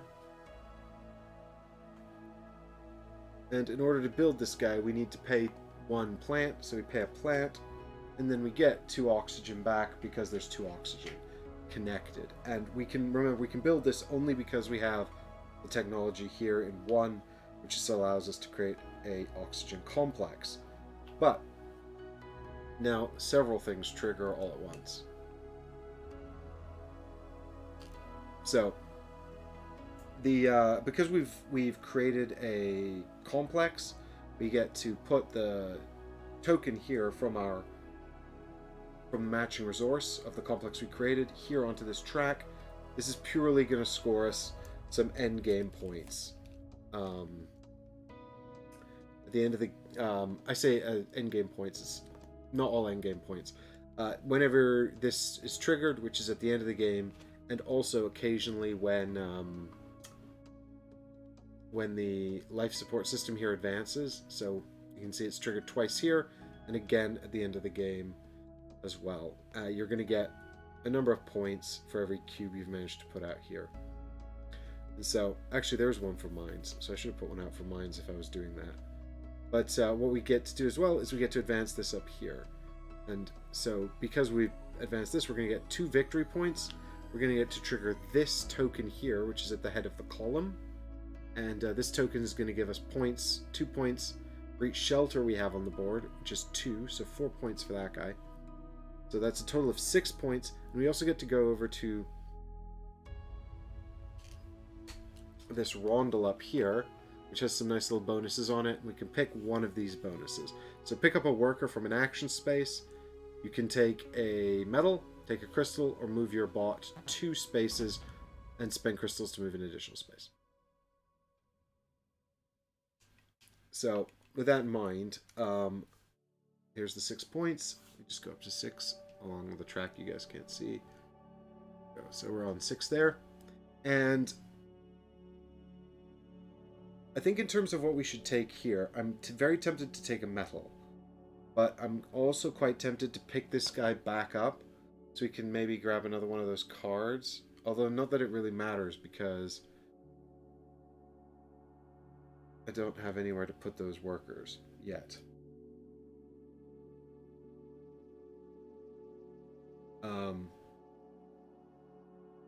I suppose if we pick this guy back up, we could feasibly build another building, and that would be good. I mean, you can build other buildings anyway. Just because you're here doesn't mean you can't. Doesn't mean you can't put more workers out here. These rows have a really interesting mechanism as well. So when you go out, if you're playing solo, when you go out here, for every worker that's already there, you need to put a worker from here into the work zone or pay a crystal. If it's the multiplayer game, it's only workers of other colors that are there, and if it's full, and this is in both versions of the game, if it's full and you want to put a worker out there, all the rest go back to the work areas of their owners. So that's really interesting. A sort of weird, like, little worker placement sort of system. So you kind of want to wait until you're resetting the whole thing. But in this game, I'm the only one there, so I'm the only one resetting it anyway. And it'll reset either when I fill it up or when I travel back to the colony from orbit. So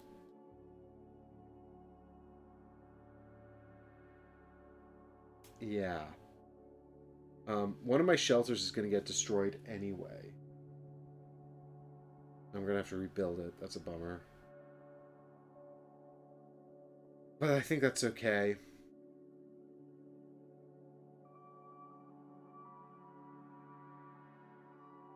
So maybe just take a metal. Metal's useful all the time for everything. I haven't got any. Metal is what you take if you don't have a plan. I don't have a plan. Okay, good. And then that's the end of that. So now we'll come back over here. We'll advance the alien timeline. It's going to destroy a mine. And I guess it'll destroy the only mine on the board now. So it's going to destroy this one. What a shame. The starting mine. It's got an S on it because it starts on the board, that one. So that card is resolved.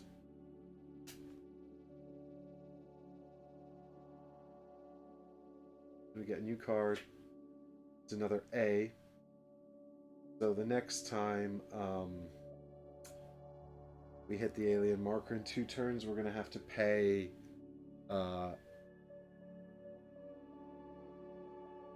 2 metal. So let's try to make sure we don't have any at that stage. Then we don't have to pay it. Right, and then I can't travel because the spaceship's in orbit, so the little transport goes back down here, and it's back to us. I kind of want to build again. And now I want to build the mine. So let's go ahead and build the mine. I don't have enough workers now. Sugar.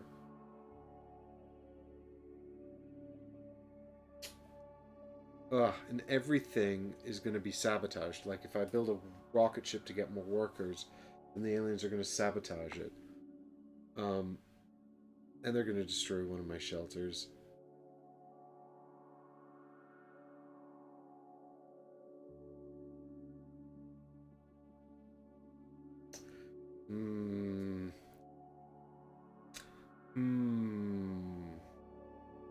Oh, but I do get my rover back. So we have got the rover back. It's been 2 turns. Is that good? Is that helpful? Maybe we should go back into space, get some useful technologies, and upgrade some efficiency here. This is feeling really inefficient. Okay, I'll tell you what. Let's build the mine now. Oh, but I don't have anyone to work the mine. That's the problem. I should have picked up the worker on the build space. Dumb.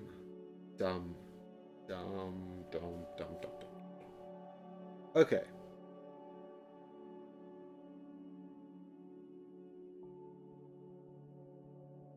Okay.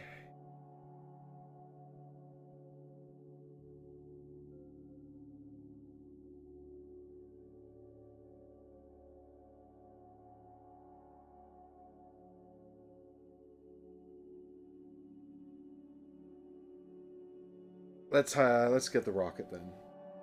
So we have to pay the water and the metal. We take the rocket. Which action do we want to unlock here?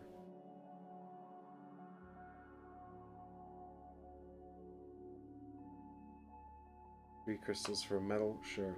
And then we can have 2 more colonists coming to live with us. They're here and here. And that's the rocket action.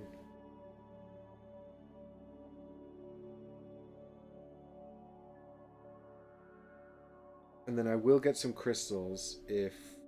Well, I won't get any crystals actually because we didn't build the mine. So that's fine. So, yeah, let's just call that a turn then, I guess.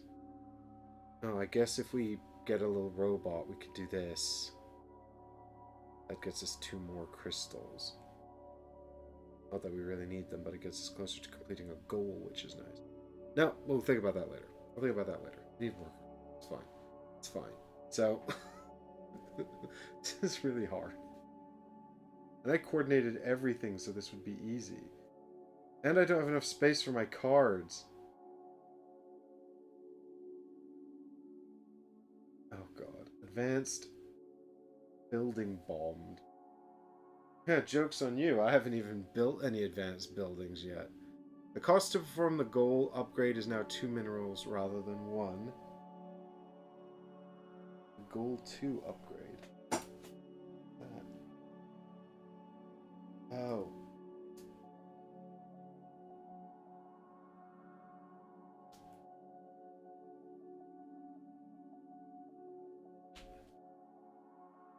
Right.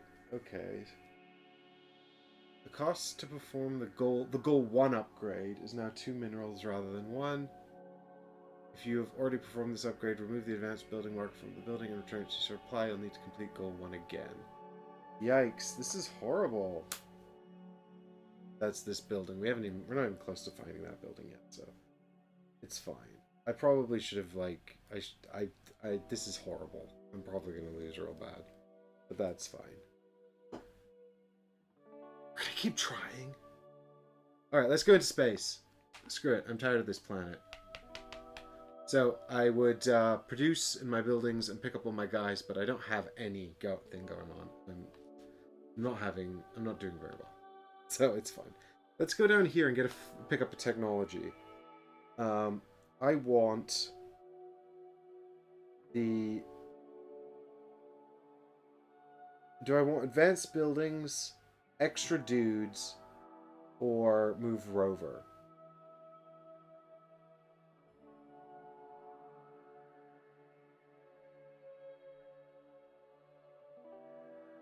I think I want move the rover technology.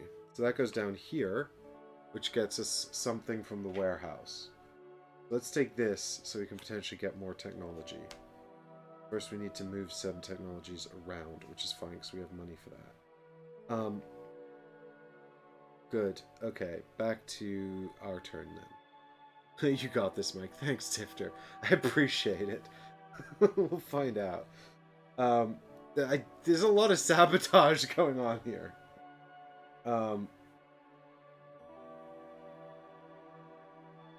Fortunately, I don't have any metal for them to steal, which is good. So our action this turn, I think, is just going to be to upgrade technologies. So we're going to send a little worker out here. And then we'll pay... Well, and then we can upgrade 2 technologies. So let's just start with 1, 2 like that. I can't afford to do any more anyway if I do that. So wait a minute. Why would we... Well, we need to upgrade this if we want to continue to build on our big complex. of air stuff. I don't know why we're building an air complex. We're supposed to be doing greenhouses. And actually, having said that, we should get the greenhouse technology and start working on that. So let's put this one up here and move this one down here. And this one lets us move our little robot. I don't really need to do much with him right now. But what he can do is move down here and pick up this gem for us. He can pick up gems, right? I seem to be completely unclear on what these guys can pick up.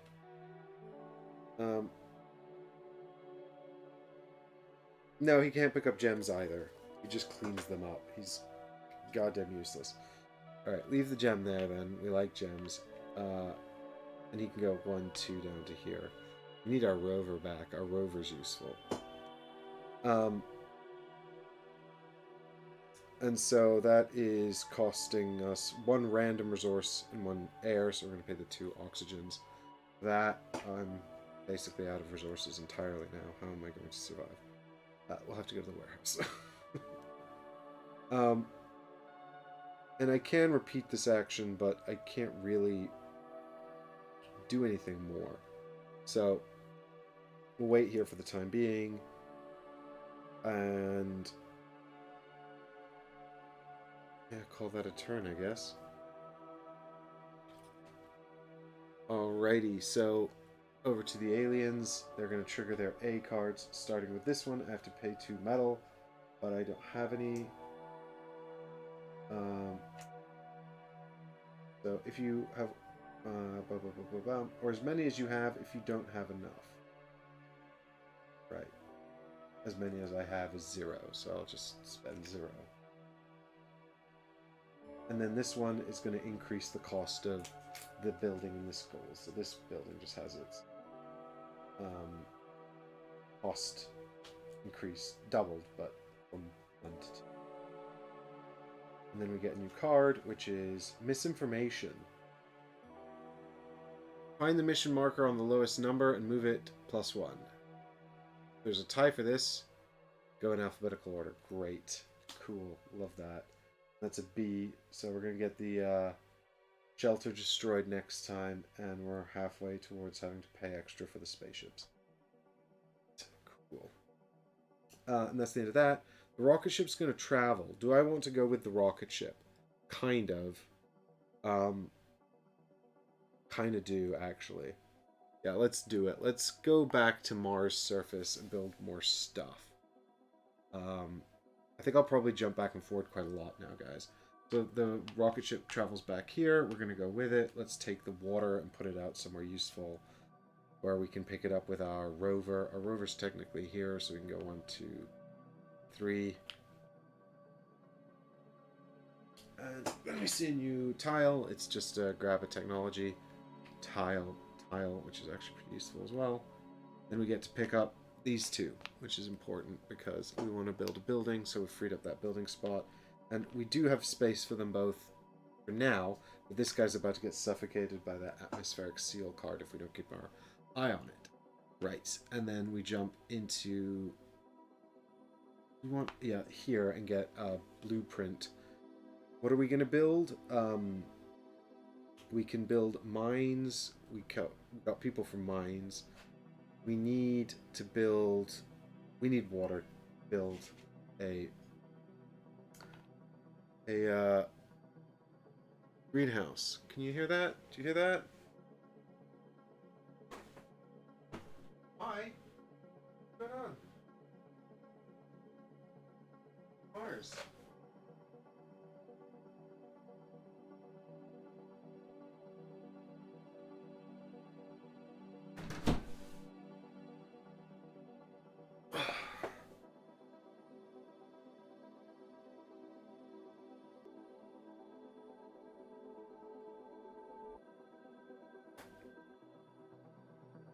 Why? She's only here to cause trouble. In fact, she looks like she wants to leave again already. Is that it? You guys sit out there and yell at me, and then you only come in here for 2 seconds? Is that it? You want to say hi to the people on the internet? No, I don't. Oh no, please don't jump on the game board.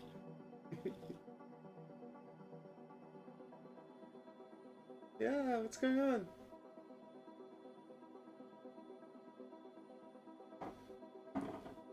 I've come to destroy Mars.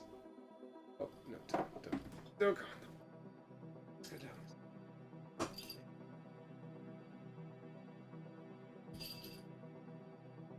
Alright, so, completely lost my place. What on earth was I doing? Right, I was going to build a mine.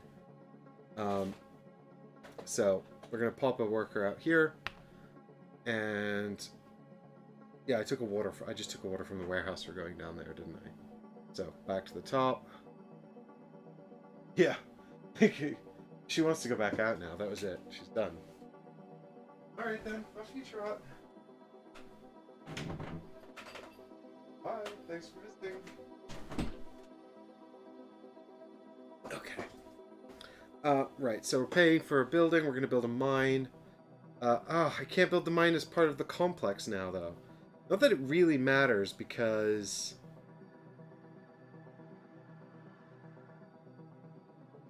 Ugh, this is really annoying. Why did I move that robot? It's so dumb.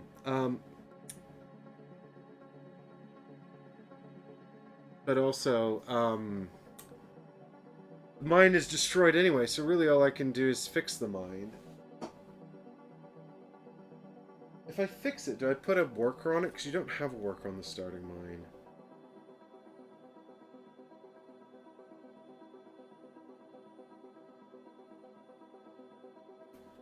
I mean, it says the tile's destroyed. Effectively, I think the idea is might as well be gone. I also don't think I can rebuild it because I'm not even next to it, so... Maybe we just start a new mining complex over here where I am.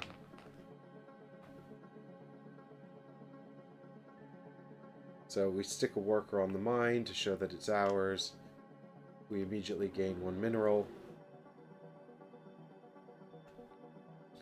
And I think that's pretty much it. Build a mine. Put out a mineral. Do I want to do anything else?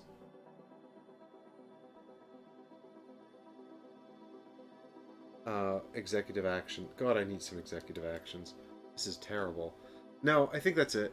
I think that's fine. I don't know if it's just because I'm used to playing this with more players, but it feels like nothing's happened. And we're like halfway through the game.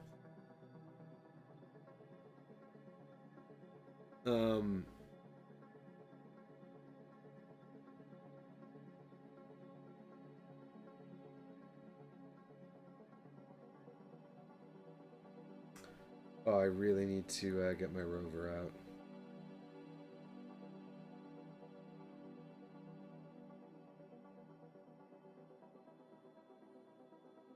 Okay. So that's the end of that. So we're going to come over here. And over here. So this is going to tick up to 8. We're going to get another card coming out. It's an A, thankfully. So, there we go. Which means we're only going to have 1 sabotage card next time. Reduced efficiency. So this is going to increase the cost of an action space when it triggers temporarily, which is fine. And then we're definitely going to travel. So the ship's going back up to space. We'll go with it.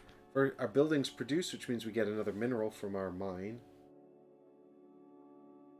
And then we also get to pick up this guy. Comes back to live with us here.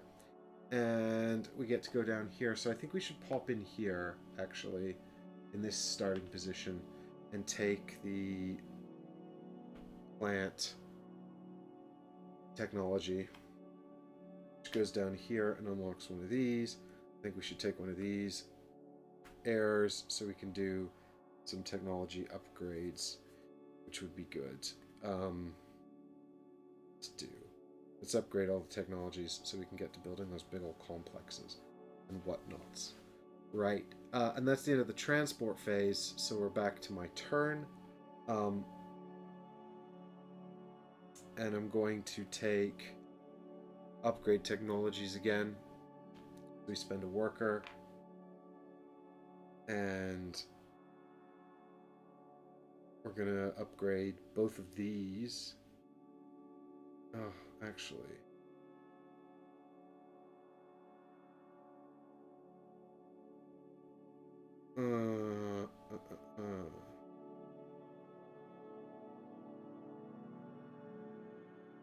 Let's upgrade both of these, and that costs 2 resources. So that can just be these 2. And then we can actually trigger a worker here to do it again. I think we upgrade the mineral complex and upgrade the grass complex, I guess. Which costs us 2 more resources. So now that's everything. All out. And that's the end of my turn. So now this is going to trigger. This atmospheric seal flips one of our shelters face down. So we might as well do the bar shelter. We have to go and rebuild that now. So this space on our player board is effectively unusable until we fix that. Real bummer.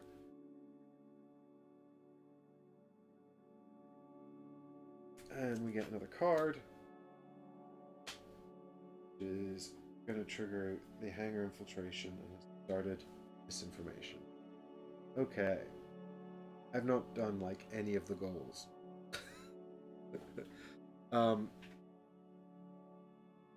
done this one actually. We've done this goal. We have the engineer. I think this bottom part, does that mean we have to make it worth 9 points?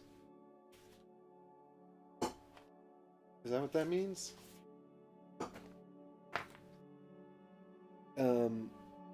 Score 9 points with a specific scientist. Yeah, okay, so actually what this means is we need to build 3 advanced water buildings. Good God, I had not factored that into my calculations.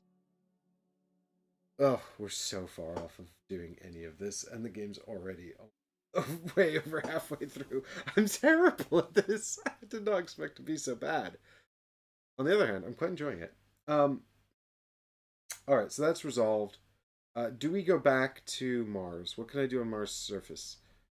There's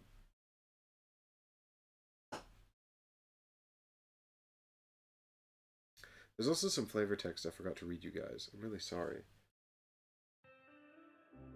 It might have made things clearer.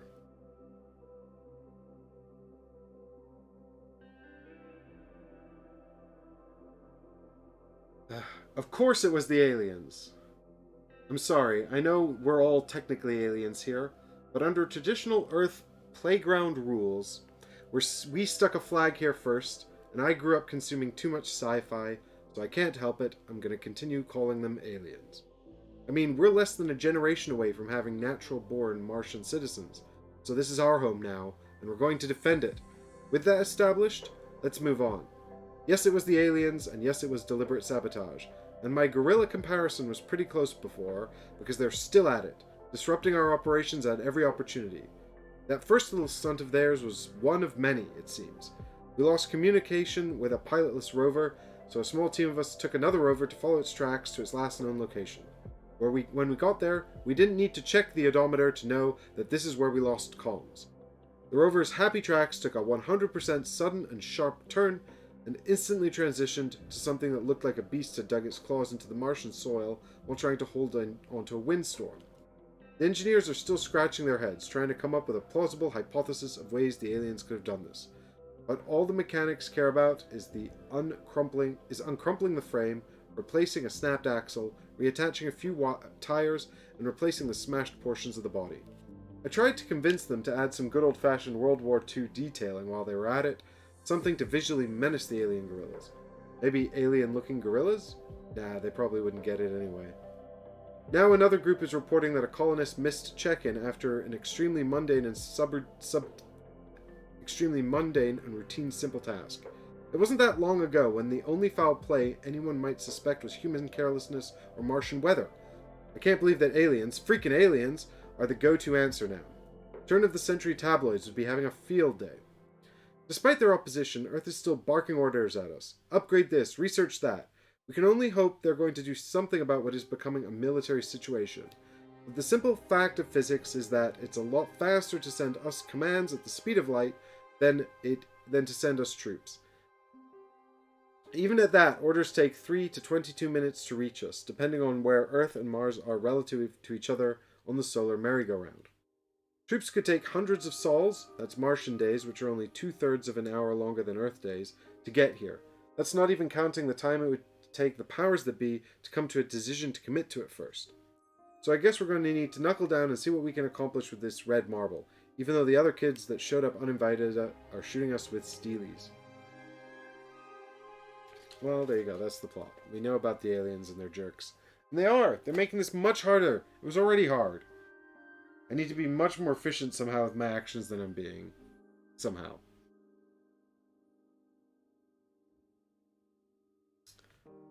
Right. So I was just thinking about what I'd do if I went back to Mars. Build another mine. Just points. It's not going to actually help us advance.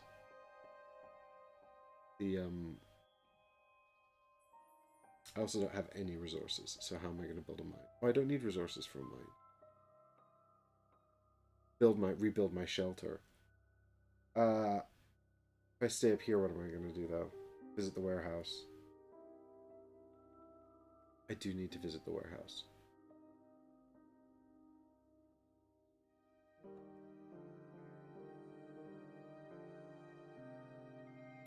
But I think it's going to be a waste, actually. So I think, yeah, we'll take the shuttle back. And that lets us put out another one of these. And grab one of these. Actually grab one of these. That'd be pretty good, too.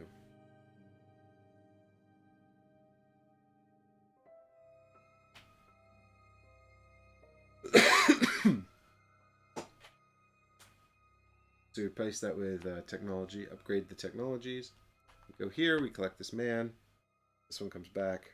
Little meeple guy. Even we get to go over here. We're going to go in there and we're going to take whatever it is I need to build my shelter again. This thing. Oxygen. Good. And then it's my turn. And we're just going to go in here and build the shelter. Rebuild the shelter. I can't. I don't have any robot. Alright.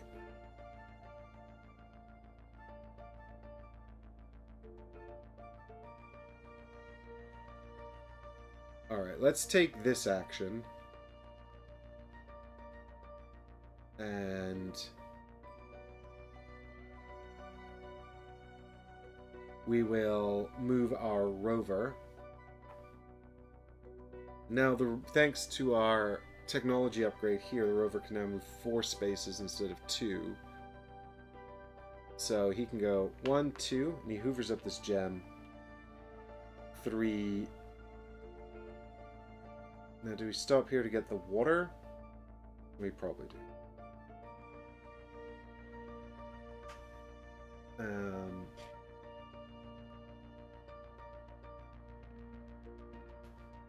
And then we probably actually want to save this for when we get to like the really expensive tiers of the technology. Then we have 2 movements with the droid, so you can go 1, 2. Then we can spend one of our gems, move him up there. So now you can start rebuilding that shelter. And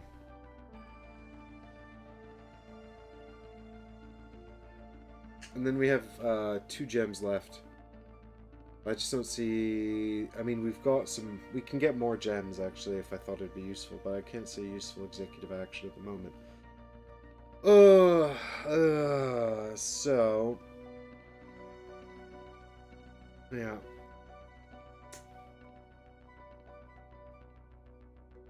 I think we call it there for the time being. And we advance here. Flips over another one of these boys. And I've run out of cubes, so I'm going to need to get some more cubes.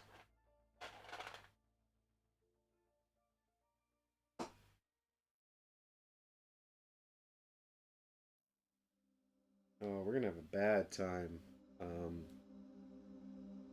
We're gonna have 3 things going wrong the next time the aliens attack or whatever. Right, and then it's transport, and we're gonna go back up space again, so we get another mineral from our miner, and I can't even hold 3 water. I have to get rid of 1. The broken shelter, Lord. Remember, you can have a capacity down here of the number of shelters plus 1, 2 at the moment. And let's go into. Can I buy a technology? I don't really have the. I do have the resources for it. So yeah, let's go and buy a technology. That saves us doing an action for it later. Let's get advanced. No. We really need to be focusing on these things. Some kind of. Okay, we need this because we need to build loads of advanced buildings. It goes down here, which gets us something from here. We'll take the water. I can't hold it, so let's take this one. No, this one. It doesn't matter. I'm gonna stock up on some stuff from there anyway. I think should have triggered here. Okay, and that's. Oh no, it shouldn't have. Not yet. Now it should trigger because that's the end of my placement bonus. So now it's my actual turn, and this will come into play here. And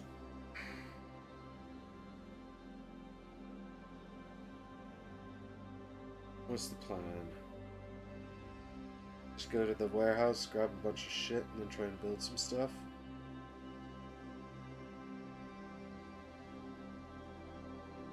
I need to build power generators, which I have a resource for. I need to build a power generator, a water thing. Right, so I can't hold any more water. But yeah, so I guess we send someone to the warehouse. We take the warehouse action, we get 1 for free, so we take that for free, and then we spend someone here to take a gem, I guess, because I can't hold any more water, and that's it. Yikes. And then that's the end of that action. I sure would like some more blueprints as well, but it's fine. And that's the end of that, so now we're going to do a bunch of horrible alien stuff, and they're going to take all of my resources. I forgot. Oh dear. For this, I have to pay a water or a plant for each ship in my hangar. I've only got 1 in the hangar, so I'll pay a water for that. Fortunately, that was not too bad. Change of plans.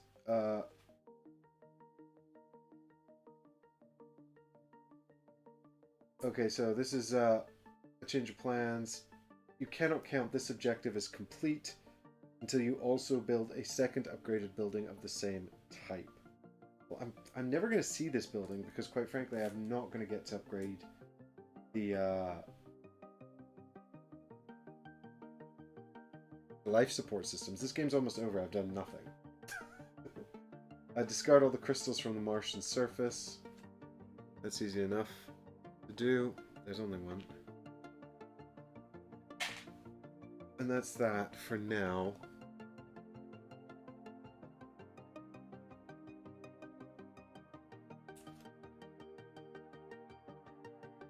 This is hard. Another A. Hacked tech. Move your goal 3 tech tile 1 column to the left.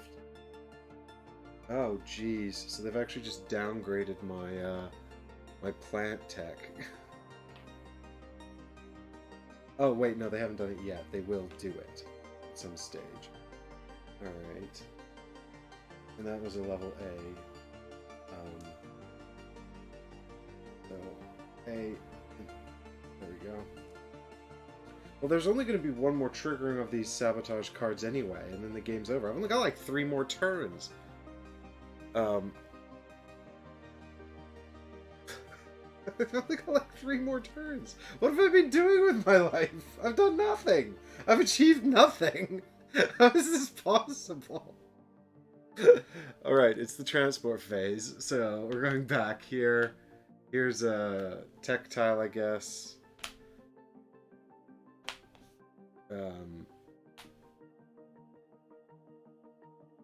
This one.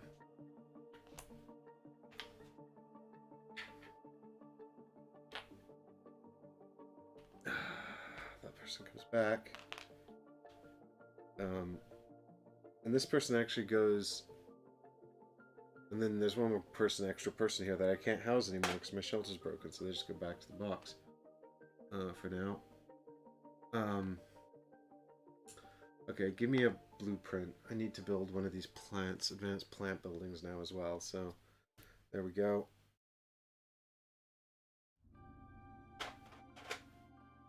And here's a blue plant, a green plant token for that. Taking that. Okay. Yikes. How do you get more efficient at building buildings?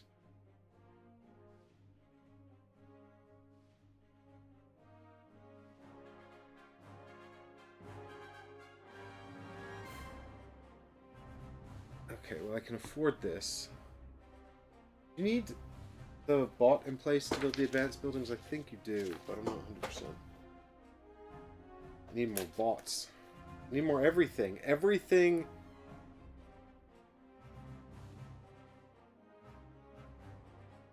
Everything is very difficult.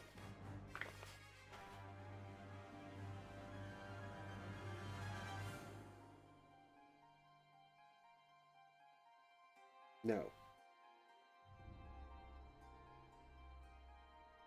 Yes, you do.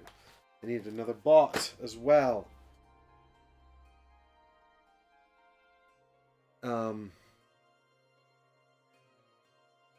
Okay, well that's fine. The hangar thing is over now, so I guess I can pay these two to get another rocket ship, which actually lets you build advanced buildings, but that's fine. And that should be up there. And then that'll get me one more colonist. Oh, I can't put him anywhere though, so maybe I need to wait and rebuild my shelter first. Oh god. Okay, shelter first. Where is my little robot? He's there. Okay. Let's start then by rebuilding the shelter. Oh, so expensive. So there's somewhere for people to live again. Do I get crystals back? I assume that I do get the crystals back. It's not going to matter. I can't really do much of anything with these crystals. I should trade them for something, or do something. I'll just trade 3 of them in for a mineral. That's my executive action. 3 of those for a mineral. Done. Right, and that's it. That's 2 actions. Unbelievable. End of my turn. How on earth is this possible? How is this? There's another A. So at least we won't see pack tech actually, or shuttle delayed, because the final 2 sabotage cards are going to be the reduced efficiency, which makes one action space slightly more expensive once. It's not that bad.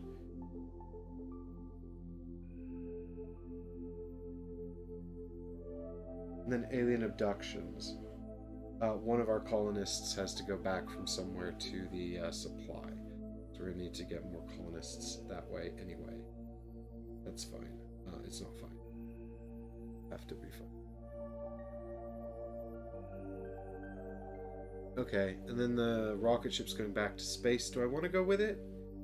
What am I going to do in space? There's nothing for me to do in space. I'm kind of done. I think I need to stay on the planet's surface for a little while. So let that go back there. And then it's my actual turn, and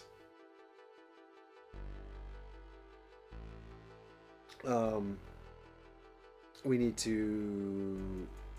Now that we've fixed the shelter, we can grab this rocket ship. We've got like 2 turns left. This is not enough time to do anything. So we get 1 guy, and we get 1 droid.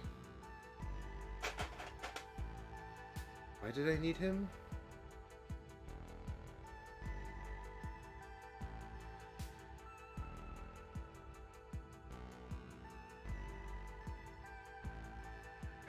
was doing this.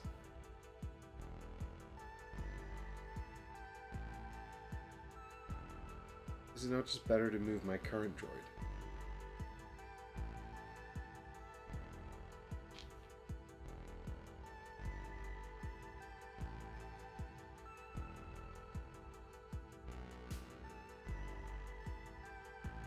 Yeah, let's do that instead. I don't know why I'm doing this.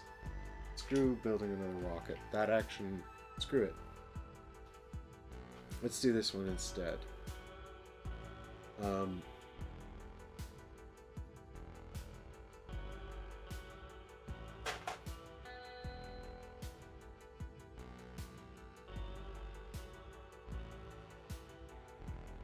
So let's move him. Okay, like look, I mean, we're not gonna be able to do any of this, but if we even want to do anything meaningful. Oh, I see kind of why we need to do it, yeah. I mean, actually, getting the efficiency out of this token, which lets you build multiple advanced buildings, you kind of need a lot more bots, sort of well coordinated, so that you have much bigger building areas.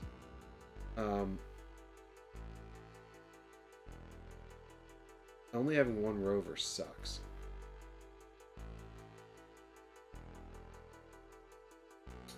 Only being able to build one building at a time also sucks.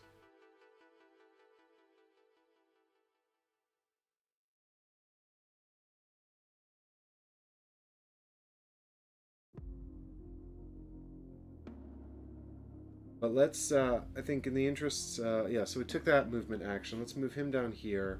Let's move this one to here and pick that up. That's 2 free technology upgrades.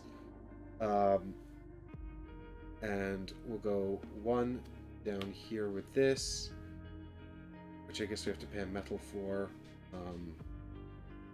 If I want to improve this, I actually have to pay a metal and something else. Which is kind of a bummer. Oh, then I'm not going to be able to build the advanced building, so I can't actually do that. Which means I can't have that. This is a cycle of you can't do anything because I've not planned it. Smart brains. If we build that, we can have some more resources. Which would be good.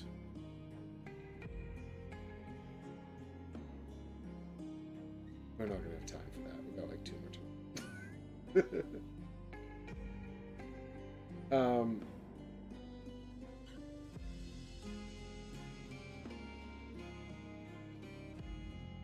That's fine.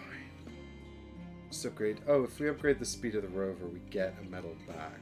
We can pay a metal and have a metal back, and then at least that's fine. You guys can't see what the hell I'm doing, so that's fine. So we upgrade the rover onto the metal symbol. So we paid a metal and then got a metal back. And this one, the plant was upgraded from there to here, which also cost a metal. Damn, I was hoping to get more efficiency out of that one, but I really didn't.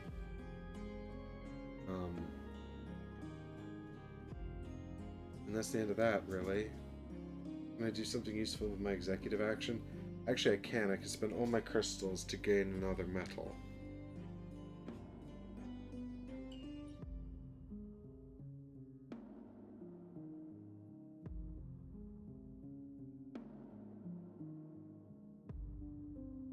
Okay.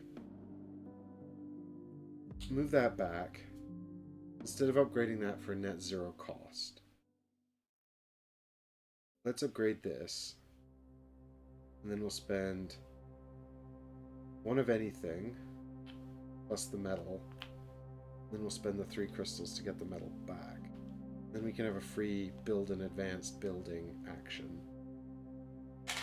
And we'll build this building, I guess, because we can trigger it for free with that guy. So we'll build this advanced building. It's got to go onto the power generator, so it goes onto the power generator here. And we could repeat this action if we had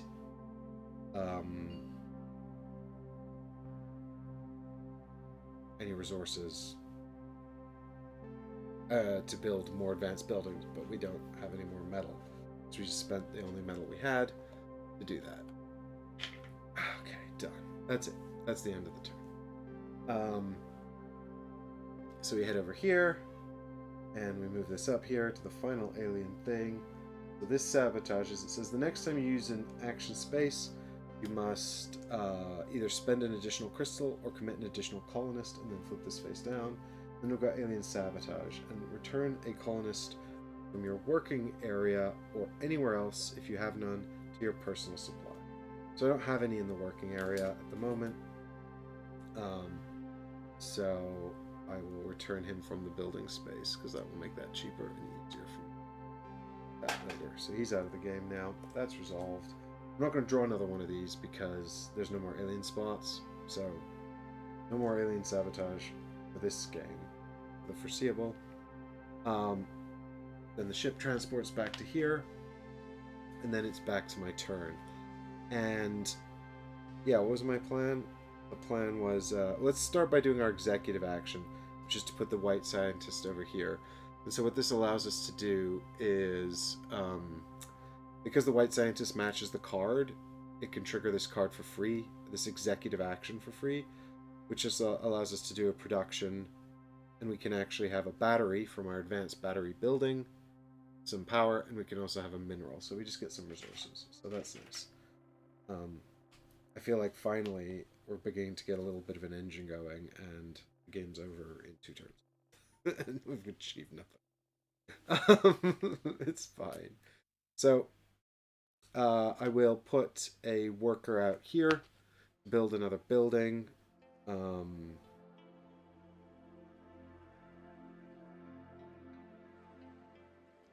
And I will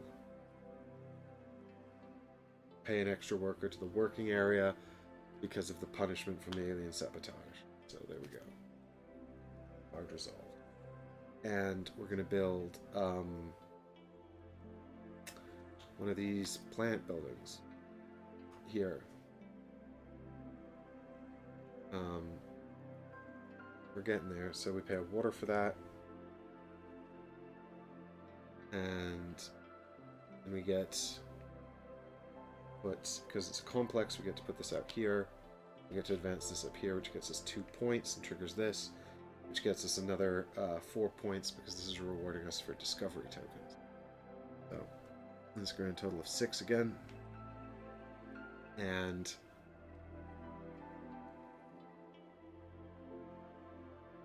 I feel like there should be something else, but I can't remember, so it's fine. Oh yeah, we get benefit from this. Let's take this worker back as our benefit. There we go. Done. We've used our executive action, which was this. So that's the end of that, really. And that's the end of the turn. We're not doing this anymore. All we have to do is advance that. This is the final turn of the game. The spaceship's going back to space. I don't see any point in going with it.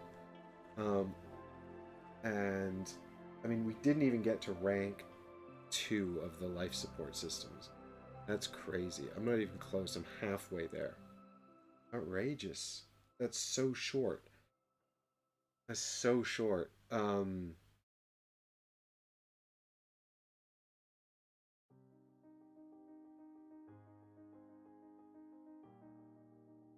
Amazing.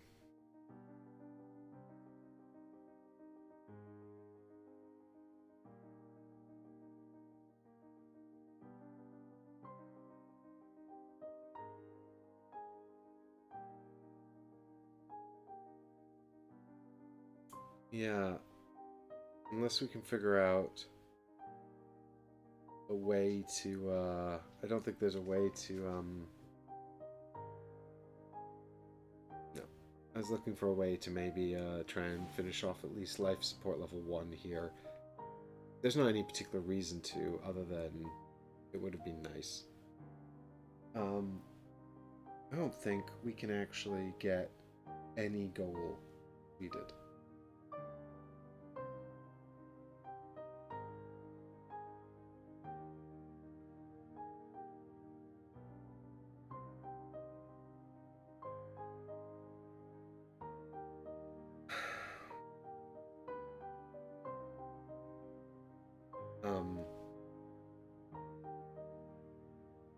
Oh, actually that's not true. We definitely can. I can reveal this. These are revealed because I was intending to show them to you, and I think I've completely blanked on it. So I apologize. These are private goals, they're called. And they start like this, face down. And over the course of the game, you can spend them at any time as a crystal, if you want, and then they're discarded back to the game box. And you can, when you complete them, flip them over. One per game. So you get 3, you can only do 1 of them. But you flip it over like this when it's complete, and then you get to have one of the rewards on the inside. So in this case, we've completed collect 2 of these circular discs, the discovery tokens, and as a result, we can either do free technology upgrades, or we can have a scientist for free. So let us flip this face up, which means these ones will never be completed, so they just become free crystals. And I think I'll just take a technology upgrade for free, and then I'll just bump this one up at the top there, because it's a bunch of points, and it completes one of the goals. That makes me feel slightly less bad about how badly this has gone otherwise. I keep hearing to move these targets as well. Yeah, that one should also move. So, which means I should actually have 2 more crystals. It's not going to make a damn bit of difference anyway. I've got 2 crystals here that I could have spent. But I suppose it's an excuse, isn't it? Let's see. We can build. Can we build anything useful? We could build the advanced. Can we achieve any more objectives? We're so far away from achieving any other objectives. I don't think we can. I'll tell you what, actually, if we take those retro crystals, I'll tell you what we can do. We can take this action and blast this guy. 1, 2 for the spaces here. 2 more for this.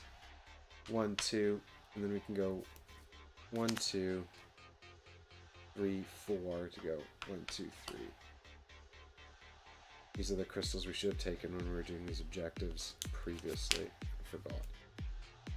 So those are back in the game box. That's spent. We can have 1 more of these tiles, which actually means we've completed 2 goals. Because we've got this one and this one. The rest... Oh, no, we haven't done that. We're far away from that. Now, can we do anything meaningful with these? I don't think so. Pretty sure we can't. Because...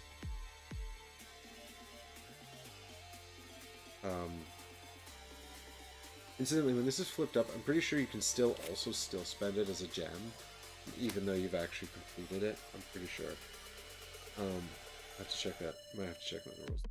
I'm 99% sure that's true. I think that's it. I don't think there's anything else I can do that has any real purpose. That's points. And that's points. We have to pay... Oh, I can't even afford to do that. I can afford to do this and that. It's not very many. Probably would have been better to just build another thing, but it's fine. We pay the resources.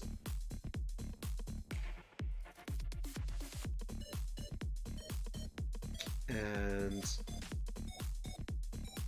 then that moves on to 15 and we're done. That's the end of the game. That was so fast and so horribly inefficient. I did nothing. I did so much better in the first solo mode.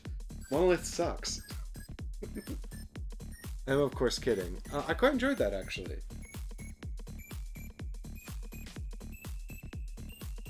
I absolutely don't know why you made the game so difficult for yourself, Mike. I blame chat. I appreciate it. No, that's really hard. I think it's probably inexperience with this game's mechanisms. Like, I think actually, do you know what was quite... No, different. Like, if you guys found that entertaining, I appreciate it. I hope you enjoyed watching my struggle. It wasn't too dull.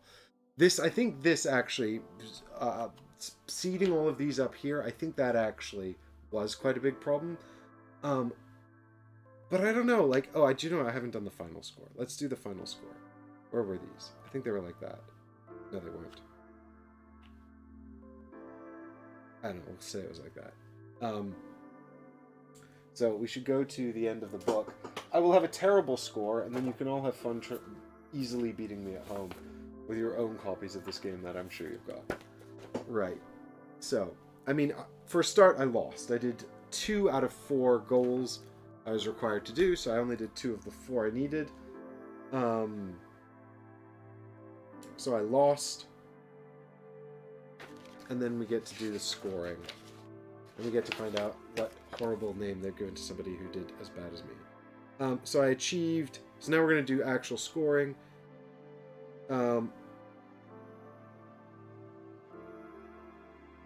So first off, we're going to go down here and do this. So we trigger this. I've got 2 tokens here, which means I get 2 points. Go up to 14. Then we go across here. I've got 1 spaceship here. So that's 3 more points, up to 17. I think I'm going to have 0, guys. Something like that.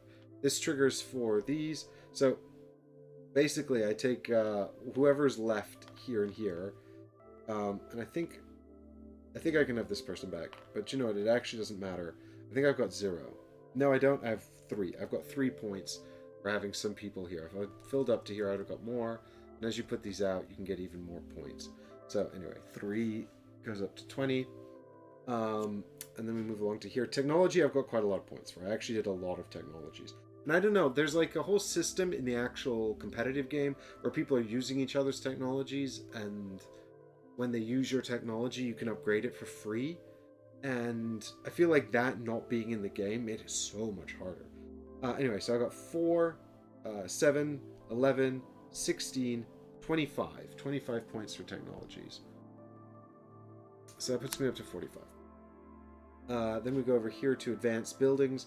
I have 1 advanced building here, which is +3. And then I've got 1 that I didn't build, which is -3 for net 0. We go over here to scientists. My scientist is worth nothing because I built no advanced water buildings. Then we go over here to earth contracts. I didn't get any of those either. Now I've achieved 2 goals out of 5, which means I get negative 15 points, putting me at the grand total of 30. And it says here 30 points. That's the worst score. Anything less than 49 is lost in space. Whap, whap, whap, whap. I was completely lost in space. No idea what I'm doing. It says here the top score is 150. Do you know what, though? I was actually quite close to doing some of these goals as well, and they're worth the mission cards, and they're worth 10 points each. So if I could have completed any of those... Yeah, I think the rover getting taken out was a real setback as well. Then again, all of these sabotage cards were bad. But yeah, I actually didn't hate that. I quite enjoyed that. And, you know, that was quite sort of a fun little efficiency puzzle. I definitely... It's much more fun than the Lacerda bot from the core game, because you're basically just doing your turn. Like, running the alien sabotage phase is way less overhead than running the Lacerda bot. And the game's already heavy enough. You don't really need all that extra admin. So I really enjoyed that. I definitely need to figure this game out, because clearly... I mean, you know, there were a few times where I forgot to take resources and things. The game's a bit like that, but I don't think that would have made a massive difference to my score, to be honest. I don't know, maybe I should have focused more on upgrading the life support systems of the colony, but then that actually means that that actually makes it harder. Like, so I don't know. I mean, there's quite a lot of points to be got there, though. Not even getting it up to level 2 or whatever was terrible. I don't know why you would actually want to go beyond level 2 in this version of the game. Like, there's not really any incentive to. But getting it up to level 2, you get all the points and stuff that's available here. You can get all those points. That's really nice. But going beyond level 2 in this version of the game doesn't really get you anything. The only actual incentive to continue to build complexes and, well, additional life support systems after this is to gain the resources, and also because you have to build the complexes in order to achieve some of the goals. So this one needed us to have a complex of 4. Well, this needed us to find this contract, which I've just realized it just so happened was the one on the top of the deck. So the next scientist I got would have revealed this. But we also needed this card, and this was definitely going to be the one I wasn't going to do out of the four because the aliens had sabotaged it twice, making it more expensive, which is fine. But the other thing is, actually, that's the other thing. That's why you need to upgrade this stuff because the contract cards don't change until you escalate the level of the LSS. So when you get, so you start with just the bottom row, you get it to level 2, and this all resets. You get a whole new row of the blue ones, and then you get the orange ones. Although, having said that, if the card we needed was on the bottom, we never would have seen it. So let's just have a quick look and make sure it wasn't on the bottom. No, that was fine. So our card would have come out. Would it have come out at level 2? Let's find out how near the top it was. Where's our card?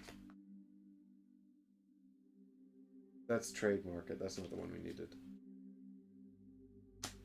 4, 5, 6. So it wasn't in the top 6. So we needed to get the life support system to level 3 to find our card. And that's kind of a bummer too.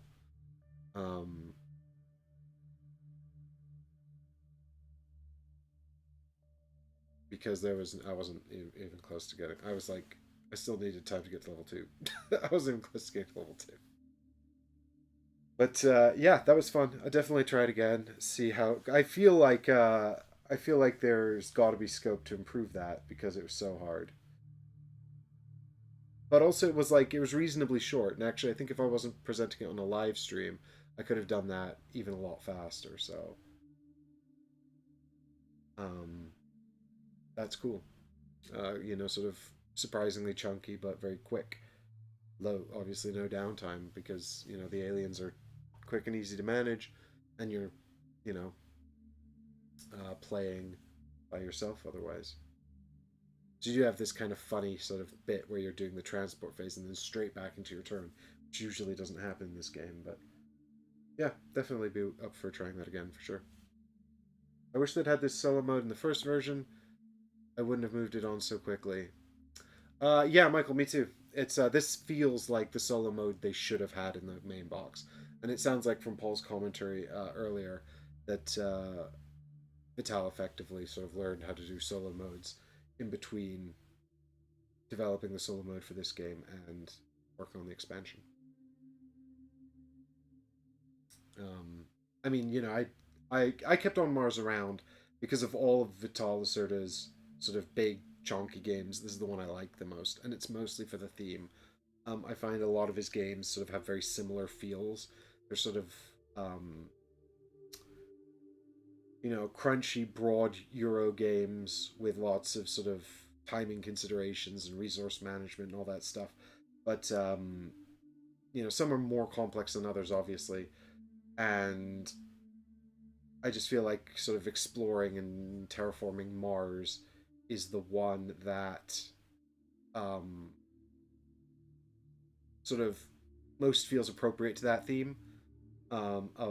Running the vineyard, running an art gallery, rebuilding Lisboa. I mean, civic development's tough, right? So if you're more of a sort of historical person than a sci-fi person, that's the one for you, I think, Lisboa. But for me, I like this one. I also like the communal space on the board. There's sort of an element of I really like the technology system and buying each other's technologies. That's really good.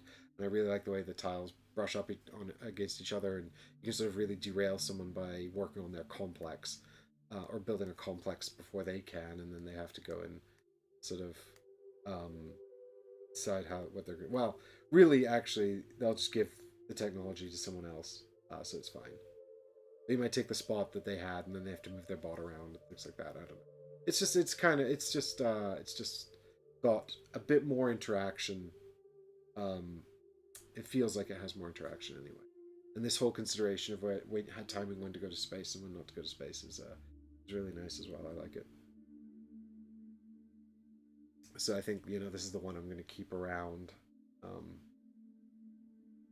but then I don't really need to get the others because Chris has the whole collection. He's a big Lacerda fan, so he's got them all. Um, but I think I don't really need more than one. That's kind of my impression.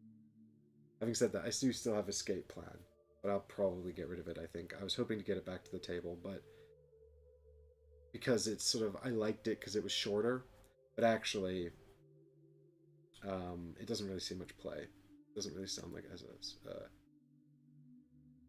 it doesn't really have much of a space. Eddie, sounds like this is your favorite game that takes place on Mars. Yes. Um, I don't know. I mean, I'm still a big fan of terraforming Mars. It's had a lot of criticism. I mean, because it's become like a bloated all day game. But I still like it at 2. I like just the core game at 2. So I don't know about my favorite. I mean, this and Terraforming Mars, very different. Um, very, very, very different beasts. I haven't played Ares Project yet, so I'd like to try that. The Terraforming Mars minigame. I've heard it's a rip-off of Race for the Galaxy, but I really like Race for the Galaxy, so I'd like to try that. What else takes place on Mars? I don't know. But I mean, I like this one a lot. And it's very, very, very different to Terraforming. Hugely. Couldn't be more different. So, um, there's definitely space for both. If you like that kind of theme. Mission Red Planet. Oh yeah, Mission Red Planet. That's great. You mean that's the old that's like the sort of push your luck launching the rockets kind of thing, isn't it? Oh, Mrs. is back at the door, meowing. Yes, hello. Do you want to come say bye to Internet? No, I don't want to talk to them. um.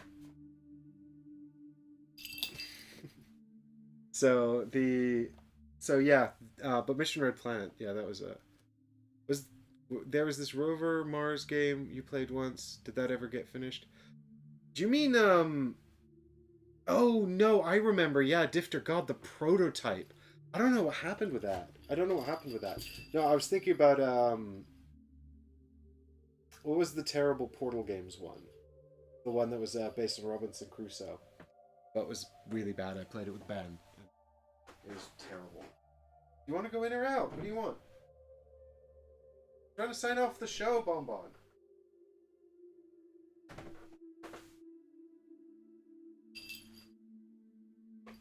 Yes, you're welcome to destroy the board now if you like. Oh, yeah, there we go. Destruction! Death!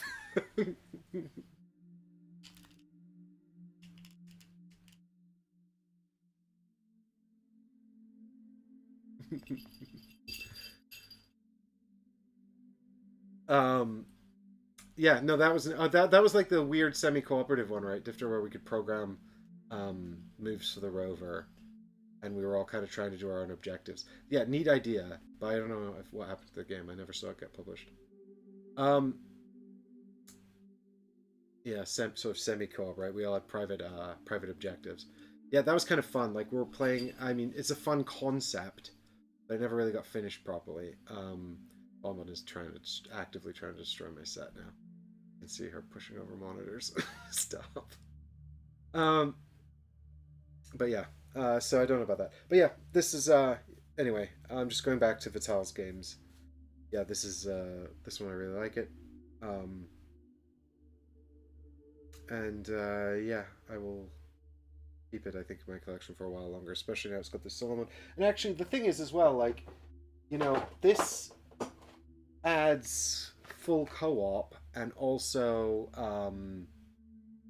one versus many. And I don't really do one versus many typically. I'd certainly be interested in taking a look at it, but I think it'd have to be for people who are really familiar with the game. But I mean, if you've got that, you've got the good solo mode, you've got cooperative modes, you've got a competitive mode. Like that gives this game so much legs as well. Oh yeah, and there's this cool little thing that you didn't get to see either in this, but you saw me put the scientist into the automatic production because it's the white scientist in the white building. I could trigger the executive action for free on my turns. Normally these cost crystals. I could do that for free. And if you have the scientist, oh my God, yes, boss, coming, boss. Okay, so if you have the crystal, sorry, if you have the scientist, you can actually, but somebody else has the building, like another player has the building, and this goes for any of the advanced buildings in the that go on the power generators. You have the power generator scientist. You can trigger their executive action as yours, so you can like put the scientist to work in their building for you, and you can take their action.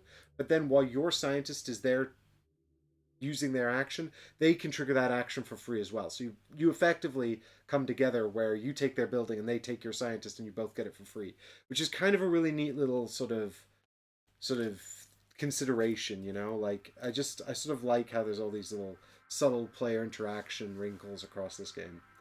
It's really nice. But I mean, you know, this is all with the heavy caveat that it is a Vital Lacerda, so it is a lot of chonky interlocking systems, you know, and there's all these little things like, you know, for example, if you build a building that it increases the LSS thing, and if it brings it into a space that is below or parallel with the life support systems of the base, then you can have this bonus points, and you can have a bonus resource here. However, if it goes above the system's current level, then you don't get to have that or that. You know, so it's got like all of these sort of little wrinkles, and of course you can only put out your cube if when you did advance this, you made it as part of a complex, and then you can put your cube there. But if it was a standalone building and not in a complex, then you can't put this out. You know, and it's kind of like, you know, there's an element of sort of system mastery to this, so people have to be really committed to learning it, and I'm not usually a massive fan of that. Generally speaking, I much prefer when people are sort of excelling or failing at a game because they made good or bad decisions, rather than because they forgot certain things trigger or when you get a crystal. But, you know, it's nice to have a big chunky Euro as well. And as far as, you know, big chunky complex Euros go, Vital Lacerda makes, you know, some of the biggest and chunkiest out there. So if that's what you're into, you know, definitely worth a look in. Yeah.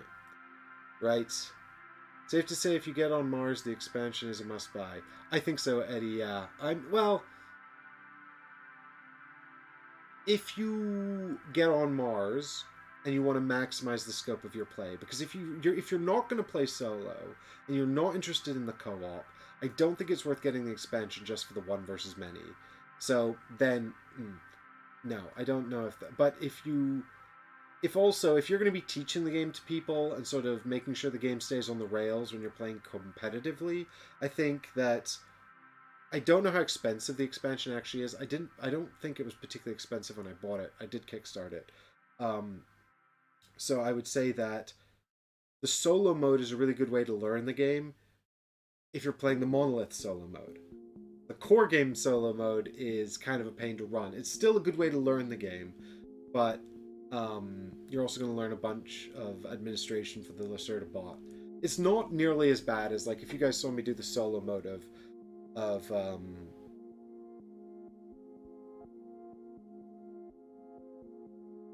Bitoku. If you saw me do the solo mode of Bitoku on the channel, that was a nightmare. I'm never playing that again. That was awful. But the solo mode for Monolith was much better, and the solo mode in this is not as bad as that. Much, much less bad than that. So it's still, like, playable. But yeah, like, if you're going to be in charge of sort of running this game down your game club and teaching people, then maybe picking up the expansion just so you can play around with the Monolith mode, I think that'd be a lot more fun. I also like the way it gives you goals. I like the way it sort of handles the end game with a little bit of scoring. You get a little ranking, but then you also got a sort of a straight up win and lose condition with the goals. You can challenge yourself by randomizing different amounts of goals. So I like that there's an escalation to make it more difficult if you want, or make it easier if you want. You know, that's one of the things that was missing with the Lacerda bot. Like, I beat it my first try, which, as you can see from my performance here, must have been a fluke. And now I don't know how to make it easier or harder if I go back to it, so that's a problem. Anyway, that's it for me, guys. I'm going to sign off. I will say right here at the end that this was a choice by the Patrons for this month. There was a tie for first choice this month, which was this and Oathsworn. We will be doing some Oathsworn at some stage. Someone did say, no, don't do it. It's all just hunting through boxes for miniatures. But to whoever that person was, don't sweat it. I don't have any of the miniatures, so that'll be fine. But so keep your eyes peeled. I'm going to be away for the coming week, but we'll be back next weekend for more stuff.